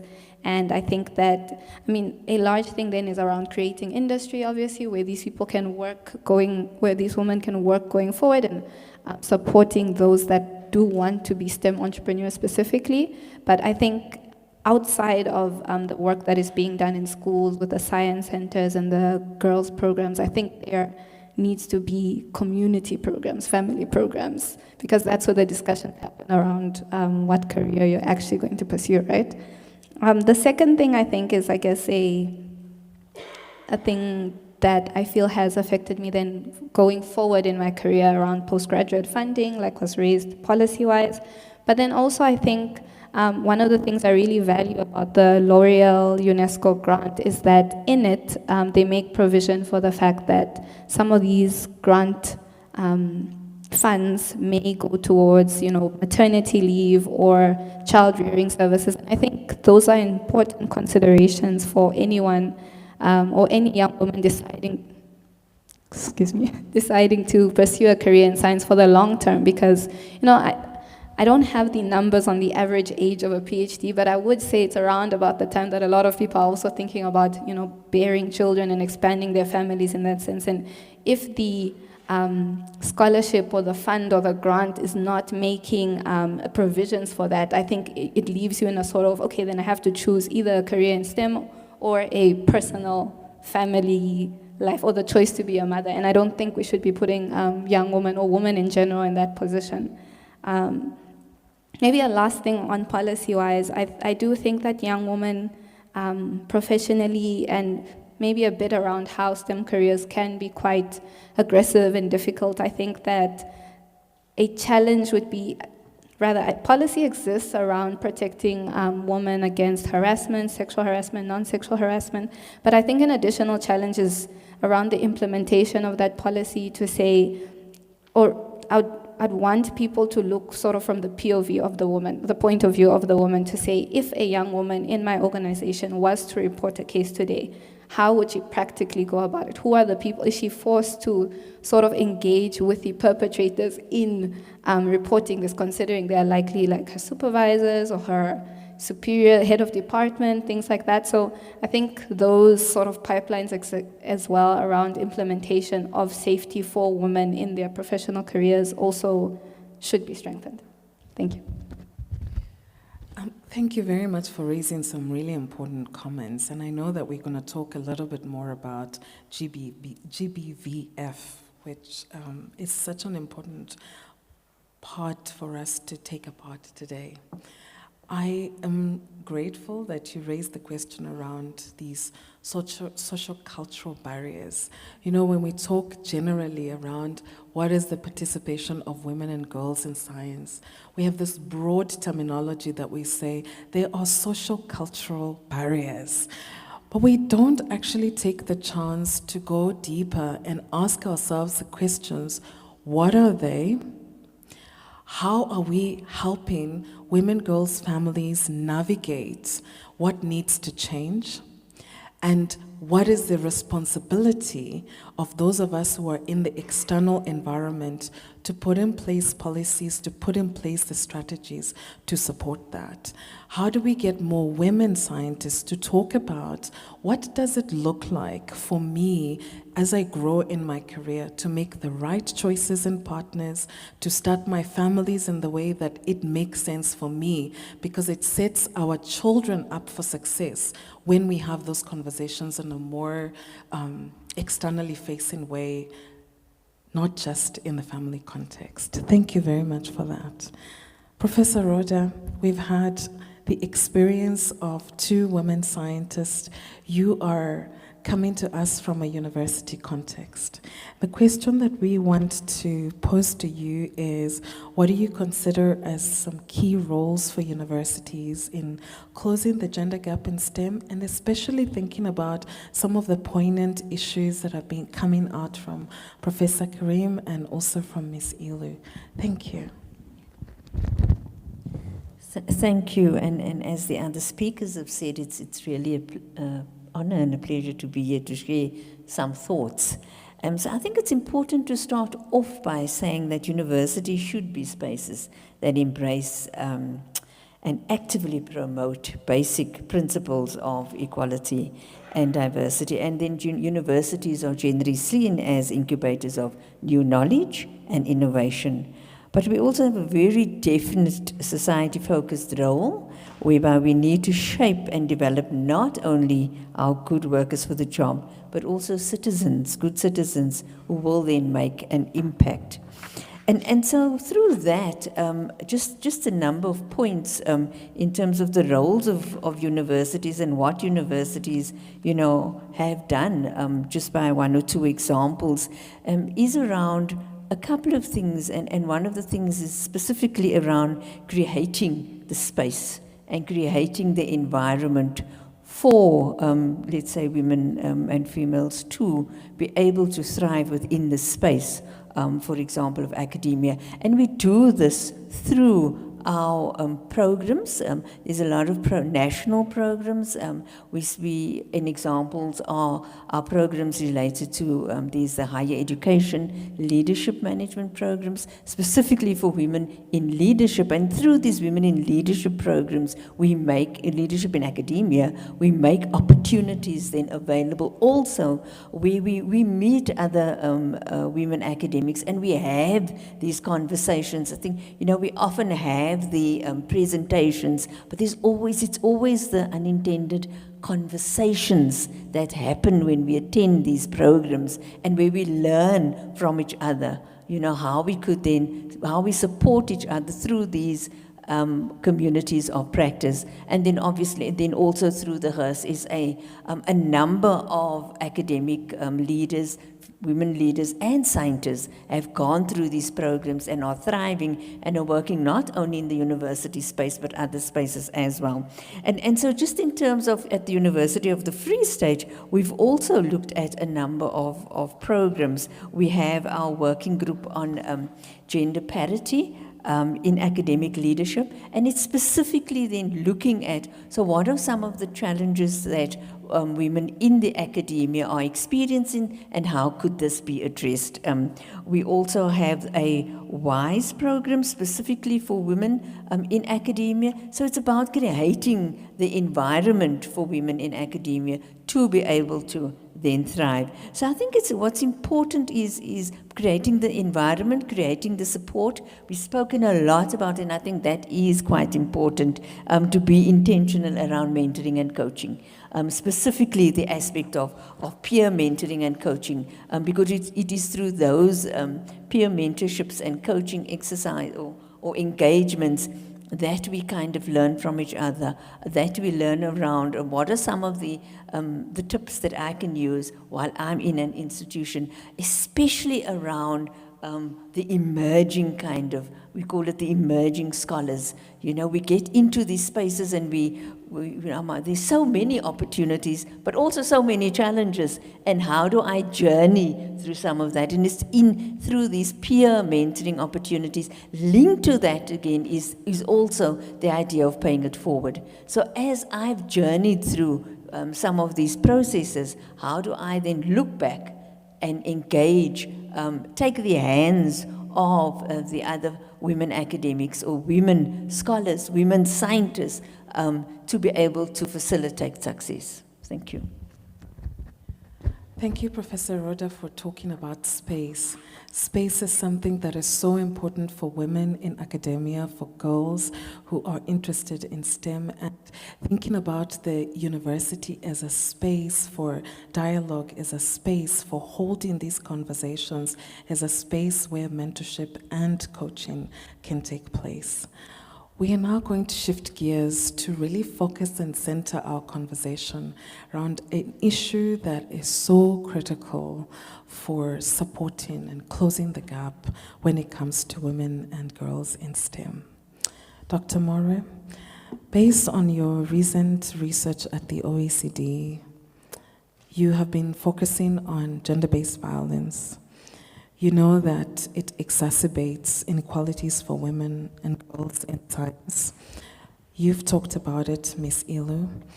I wondered whether you could share a little bit about what are the ways that it does exacerbate these inequalities, and also to give us at least 2 strategies that can be used to support women in STEM who find themselves experiencing gender-based violence in the context of the scientific enterprise. Thank you.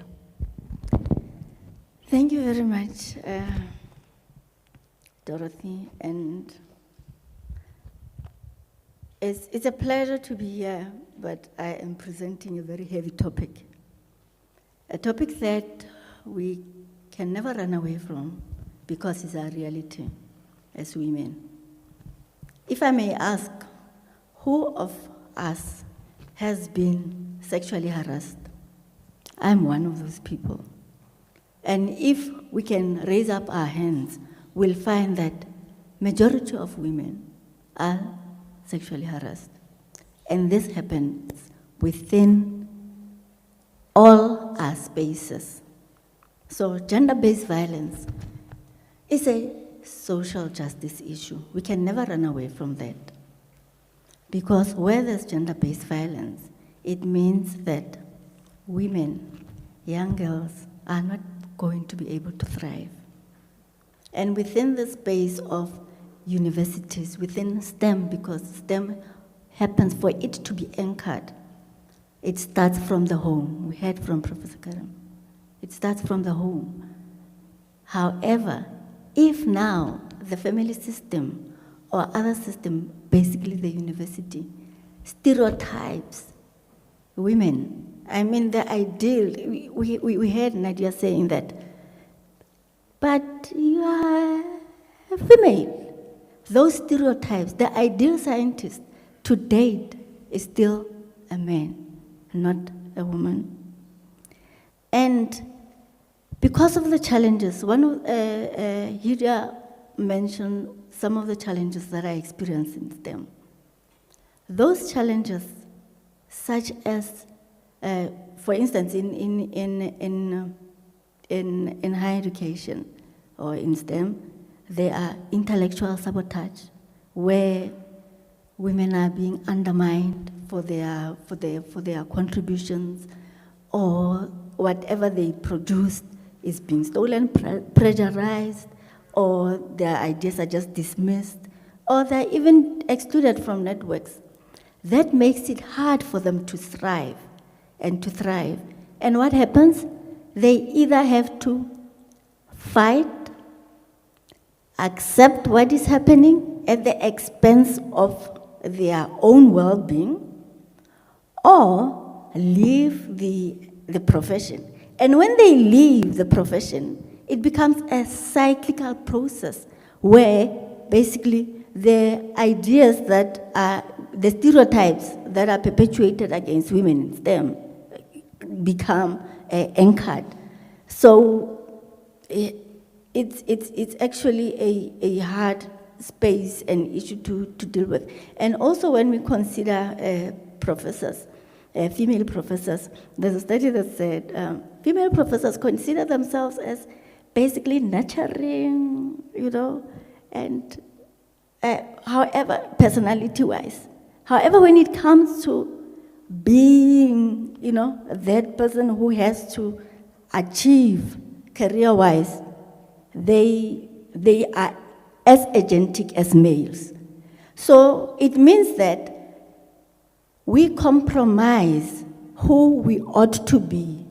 We compromise how we can take others with us in order for us to actually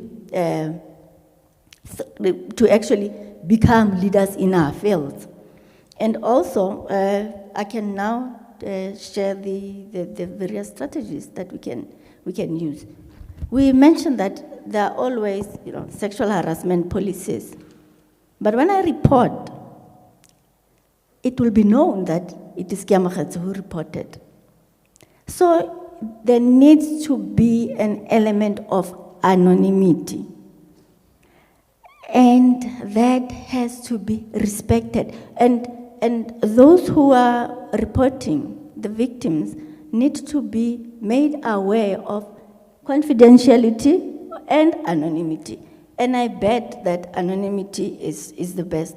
But also, organizations, universities need to take stock of themselves. It is actually a bit unfair to be always expecting the people who are being victimized to actually tell how to solve this. They do not have the power to actually change the system. The system itself needs to look at itself as to what it is that we are doing to actually perpetuate this stereotypes or the lack of females and women not progressing. People in power need to actually take stock. And how do they take stock? By actually using data. There's lots of data that is generated at universities. Where are the women? What is preventing these women? Who are these women who are here? And what are we doing? Because if we are always saying that it ought to be women who actually do something, we are not changing the system. We are not changing the environment. So we need to take not a micro approach, but a macro approach, which is systematic to actually deal with the issues that are faced. Thank you. Thank you very much for that. I think it's so important to take note as one of our conclusions of this, the importance of structural change, organizational change, institutional change, going beyond a policy and really holding each other accountable in our different institutions around the question of how do we protect women and girls who are experiencing harassment, who are experiencing bullying, who are experiencing gender-based violence. It is not the burden on the women and girls, it's the burden on the institution. And there's a key aspect here around fixing our institutions in that sense. Dr. Van Breda, we come to you. There is absolutely a role for men in science, a role for families in science, in addressing the gender gap in STEM. However, when we have these kinds of conversations, that role is often unclear. It is unclear, it is unsaid, it is unwritten. And we want to ask you to share with us some ways, some practical measures and insights in the ways that men, and especially in the family context as well, can contribute to shaping a future where everyone in STEM can thrive. Thank you. Thank you very much. I'm honored to be here, and as you've said, I think the context of what I will present will be a little bit different from the rest of the panel, so bear with me. It's not an easy question to answer, so probably it's more setting a scene for discussion. Just to give a little bit of background, I'm from a unit called Science for the Future.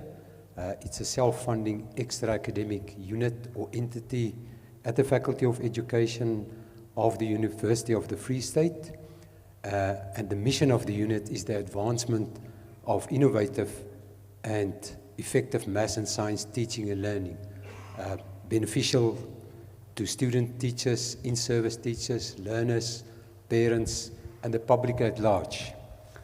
Our focus is math and science teacher professional development, as well as community engagement initiatives regarding science communication. Now, to provide a little bit of a framework for discussing the role of families, men and boys, in addressing this gender gap in STEM, although we also talk about STEAM plus, I'm going to do it from the perspective of, I think, one initiative. There's another initiative. Hopefully I get an opportunity later to elaborate on that. But let me go to the family math program because it directly addresses some of the issues. Now, somebody earlier said that girls and women in STEM, it's not in isolation. It goes with previously disadvantaged communities, rural education, etc., etc. It goes on and goes on. So what we are trying to address is challenges that prevent learners, especially in the rural areas of South Africa, and if I say learners, it automatically includes girls, because 50% of the learners in South Africa is basically girls, so they are disadvantaged in the rural areas. So there are definite challenges for them to achieve at school level and in maths and science. So we are at the beginning of the pipeline. Things like teachers' subject content knowledge, teaching skills, resources at schools, and then definitely parental involvement is one of the issues that research shown plays a significant role in learners' achievement. It basically says that if a parent, and let me just quickly qualify parent. If we say parent, we think about a mom and a dad. But if you talk about rural South Africa, many times it's a granny, it's a sibling, it's an aunt. So it's not your traditional mom and dad necessarily. It's somebody caring for a child or a learner. So if parents are involved with their children, it's a researched fact that learners will achieve better. I think it sort of makes sense. There's different levels of parent involvement. The ultimate involvement in terms of learner achievement is when parents can be involved in the learning or the content or the subjects of their children. Now, if you just think rural South Africa, a parent or a auntie or a granny, how can they contribute to mathematics of learners? Sometimes you will have a grandmother that probably didn't went to school, that have a language barrier. So how can they be involved in the education of their children? If I'm talking about children, every time I refer to the 50% girls also. So what we've done is, in one of our teacher professional development programs, we call it the Family Math Program, we've included a parent component. So the teacher professional development program is about getting the teacher to the university, train them in effective teaching and learning methodologies like active learning, hands-on learning, content in context, providing them with resources. They go back to the school, implementing it in the classroom. So it's trying to be more efficient in terms of the learners that are equally number of boys and girls, to provide an equal opportunity to them. But then they also have, in this model, have to have parent workshops. So what they do is they like they say, they call the parents for a workshop, the parents of the learners in their class. And they basically every term, after our training session, get the parents together, and they do, let me call it, maybe it's not the correct word, simple activities. What the learners do in the classroom, the teachers do with the parents, that they can do with the learners at home. So it's about support of the parents to the learners. Now, if we think about it, some of the parents are illiterate, some of them have language barriers. So it's a great help if the teacher then can have a parent workshop and show the parents how they can help their learners. And that definitely increased the opportunity for the learner. It also, the teachers, and we are usually working in the foundation phase, 80% of the teachers are women. So it also gives them the opportunity to become community leaders, because they now suddenly become a leader of 30, 40, 50 parents in showing them how they can help their learners. So I think the moral of the story is just that through this program, we enable parents to also be involved in the learning of their children. I think I'm just going to stop there, just for the sake of time. I can elaborate later on again. Thank you very much for centering the role of a family and the role of teachers as extended parents to our, not just the children, but also to the parents or the parental figures. It's so important for STEM to make sure that whole families are involved. Colleagues, we have the opportunity now for 1 or 2 questions. It's going to be 2 if the first person makes it brief. Otherwise, we can only take 1. Do I have some questions or comments or additions to the conversation?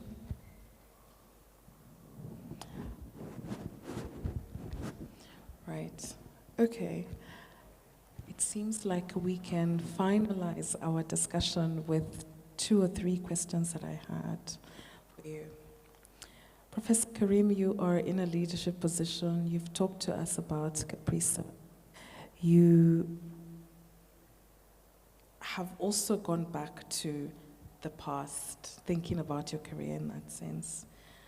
I was wondering whether you could share a little bit of your insights around science policy, how it can better support women scientists, particularly in Africa and the Global South, and also reflecting, given the conversation that we've been having now, and your role at TWAS. Thank you. Thank you very much, Dorothy. So let me just start with CAPRISA, the Center for the AIDS Program of Research in South Africa. We co-founded this in about 21 years ago. And the first point I wanted to make about CAPRISA, which I'm very chuffed about, is that it's 80% women. And it's 80% women, not just in the middle, but from the top all the way.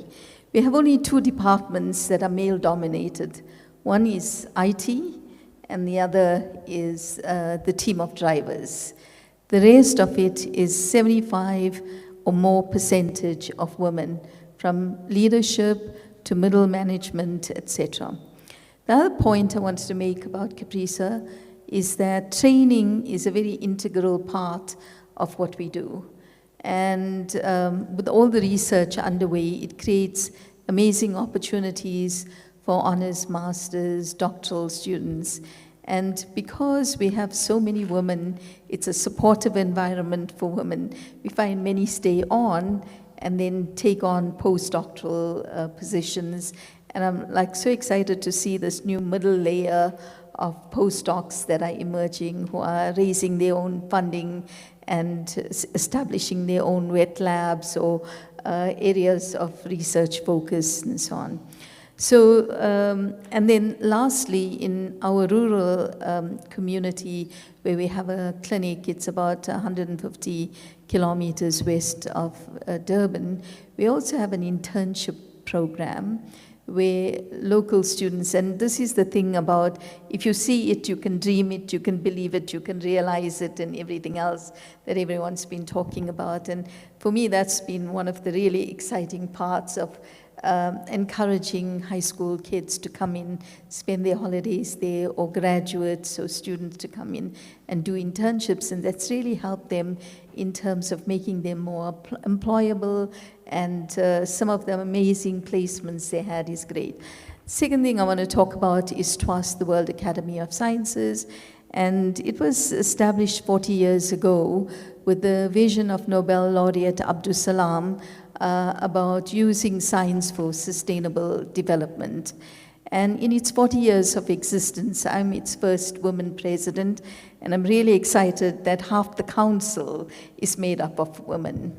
And I think, oftentimes we hear, and I've also experienced it, where we talk about the other PhD, where you pull her down at every opportunity. So I think when we see that happen at the council level in the World Academy of Sciences, and I think it's the only Academy of Science that has that gender balance, a big part of what we do is recognize excellence through the fellows, and we have 1,500 of them, highlighting and underscoring that science excellence exists in the Global South, and we have 10 subject categories to profile that.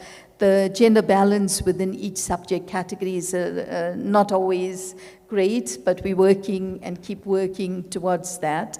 And then the other issue is our ongoing investment in training and capacity development, and here very intentionally focusing on making sure we've got gender balance, and that for me, two exciting things out of the TWAST investments in training and capacity development, notwithstanding the critical mass of scientists in countries that are being established, is the partnership with the Organization for Women in Science and Development, which does that investment, saying that, just getting a PhD is not enough.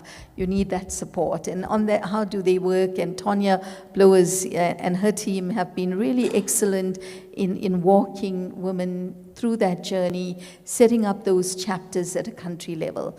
And then the other exciting thing for me is the young affiliates. So I felt really chuffed that I was with you here in terms of this whole thing of old, experienced, and young people, and we learn so much. And these young affiliates have really done amazing science, but also are taking a great leadership role. They've created a network, Tian, and some of the things they're doing in pedagogy, in finding solutions on climate change, this whole peer support, it takes science diplomacy another level.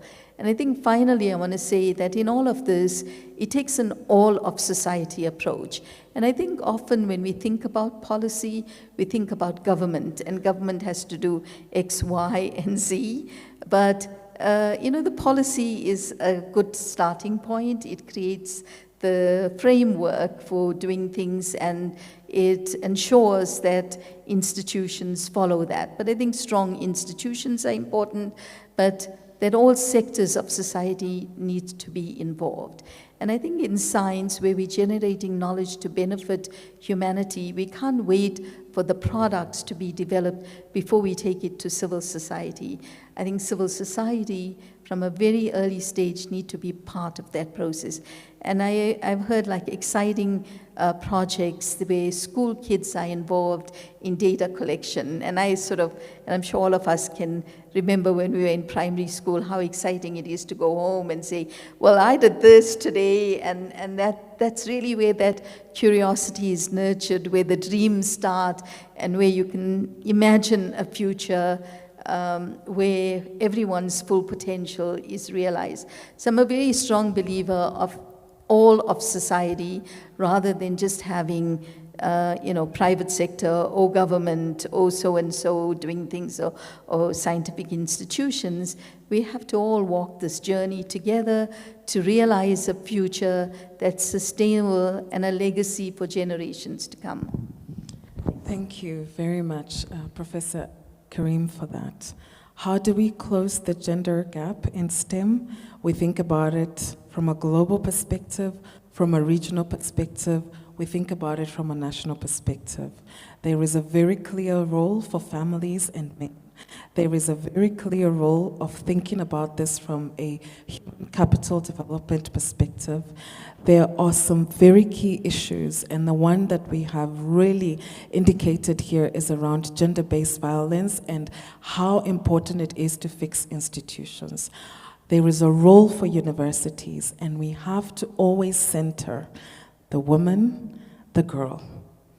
Those are the people that we want to change for. I hope that this roundtable discussion has demonstrated that there isn't noise, there isn't pushbacks on all things gender equality and inclusion is noise. It's noise that has the catastrophic potential effect to distract us from the 3 strategic approaches that we mentioned before. It distracts us from all the conversation that we have had here and how much further that we need to go. And I would urge all of us to double down on fixing our institutions, fixing the numbers, fixing the knowledge, because doing research the right way has the potential to save lives, it saves money, it is good for our world. I want to thank the panel very much for your highlights, for being so inclusive in the way that you engaged, and I want to hand it back over to Dr. Cruz. Thank you.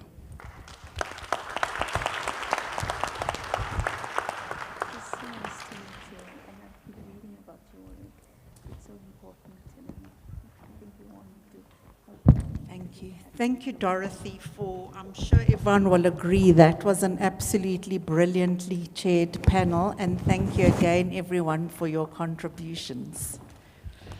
I think, Dorothy has summed up so well, there's nothing more for me to say, except to bring it back to our G20 agenda. And although we've drawn a lot and reflected a lot from the South African and African experience today, I think it's clear that what we are doing is setting out a kind of agenda of the different dimensions and aspects that we can be considering. And we spoke earlier about the possibility of sharing stories and best insights and best practices from across countries, and the discussion we've had here gives us a kind of set of dimensions that we should be asking to share those different kinds of stories around. And I think I put the challenge to talk about accelerating action at the beginning, and I think that all of the panelists and speakers have really taken us forward in directing how we can accelerate actions in very, very creative ways and with a great deal of passion. So we also are responsible for writing a report on this, and I think that will give us an opportunity to take forward the work in terms of the G20 agenda on diversity, inclusion, equity, and accessibility. So for now, I would like to call up Mampe Chaba from the Department of Science, Technology and Innovation to give our concluding comments.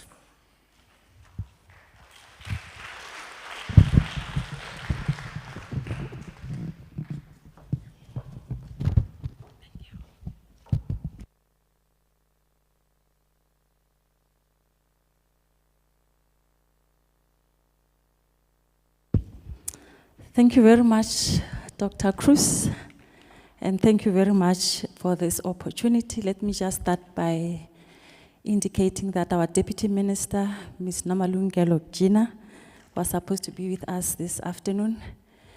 And when we briefed her on Thursday about this session, she was really excited and really wanted to be here. She, like me, she's a black woman, and she is in the highest echelons of leadership, not just in government, but in the country. And it's because of the progressive policies that our government has put forward to support women in leadership. She, like me, I am a black woman from a rural community who matriculated from a high school 30 years ago that had pit toilets, but still managed to achieve 100% pass rate in maths and science. And many more can benefit if we respond to the call of action that is before us. The session has been interesting. I'm not going to try to summarize it, but we heard about women being underrepresented in STEM, in peace, in leadership, and that we need to change the social system. It takes you and I in our personal spaces, in our communities, in our workspaces, and in the systems of the world, such as the G20, to make that change. So I have a homework for you. What are you going to do on Monday when you get back to your offices? And I have 3 suggestions. To the G20 countries, priority 3. We talked a lot about it today. We've achieved 3.4 through this session. We are left with 3.1, 3.2, and 3.5. I'm not going to go into that. Let us make the change that needs to happen to support women and girls in STEAM+. We also have this call of action from UNESCO. Each and every one of us can play a role. And I'd like to add one recommendation in that list of recommendations. Expose your girl children in your workplaces so that they can see you in action and be inspired and motivated. Homework number 3. We engaged with Indigenous knowledge holders this week, this past 2 days. And they talked about each one, teach one. Let us do that to ensure that women and girls in science, in leadership, can shape a brighter future for all of us, as Imran said. With that, I'd like to express gratitude to our partners. The UNESCO, I think we are represented here by Ezra, Galindo, and Rovani. HSRC, represented by the HSRC CEO, Professor Sarah Muswedze, and your capable team. To the University of the Free State leadership, some are not here today, but we have Professor Rhonda. Thank you for joining us here, and your team. And to the speakers and the panelists who so bravely tackled a really difficult topic today and provided us with not just what the challenges are, but the solutions that we can take forward. I'd also like to thank you as an engaged audience that was so patient with us after having been seated for so long, and to our young students that have joined us and posed such interesting questions, but also proposed solutions and actions that we can take forward. Last homework, enjoy the braai this afternoon. Thank you.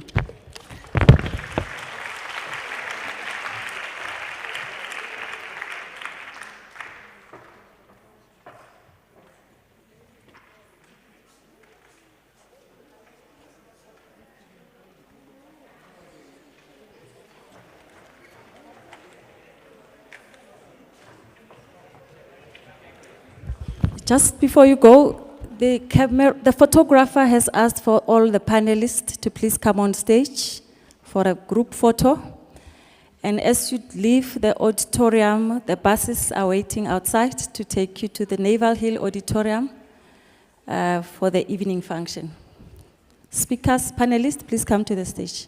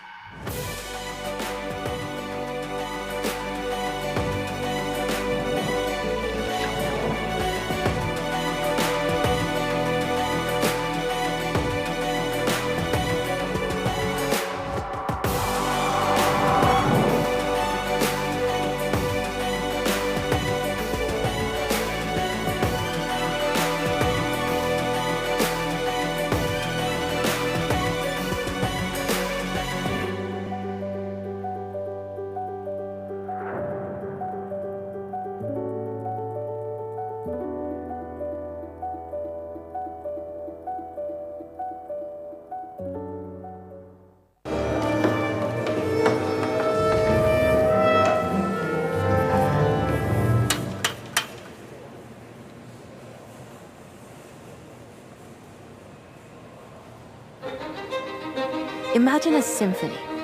Every voice, every note, building to something big. Imagine, as the music builds, you notice instruments missing. What if entire sections were silenced? When we limit what's possible, we limit how far we can go. Now imagine scientific progress. The hands that shape AI to listen and understand. The minds that unlock the secrets of conquering cancer. The hearts that protect our planet's delicate balance. The visionaries turning sunlight into usable energy. Today, only 1/3 of these voices belong to women. Imagine more. More perspectives. More innovation. More impact. Imagine a world where every question finds its answer, every idea its champion, where no voice is left unheard.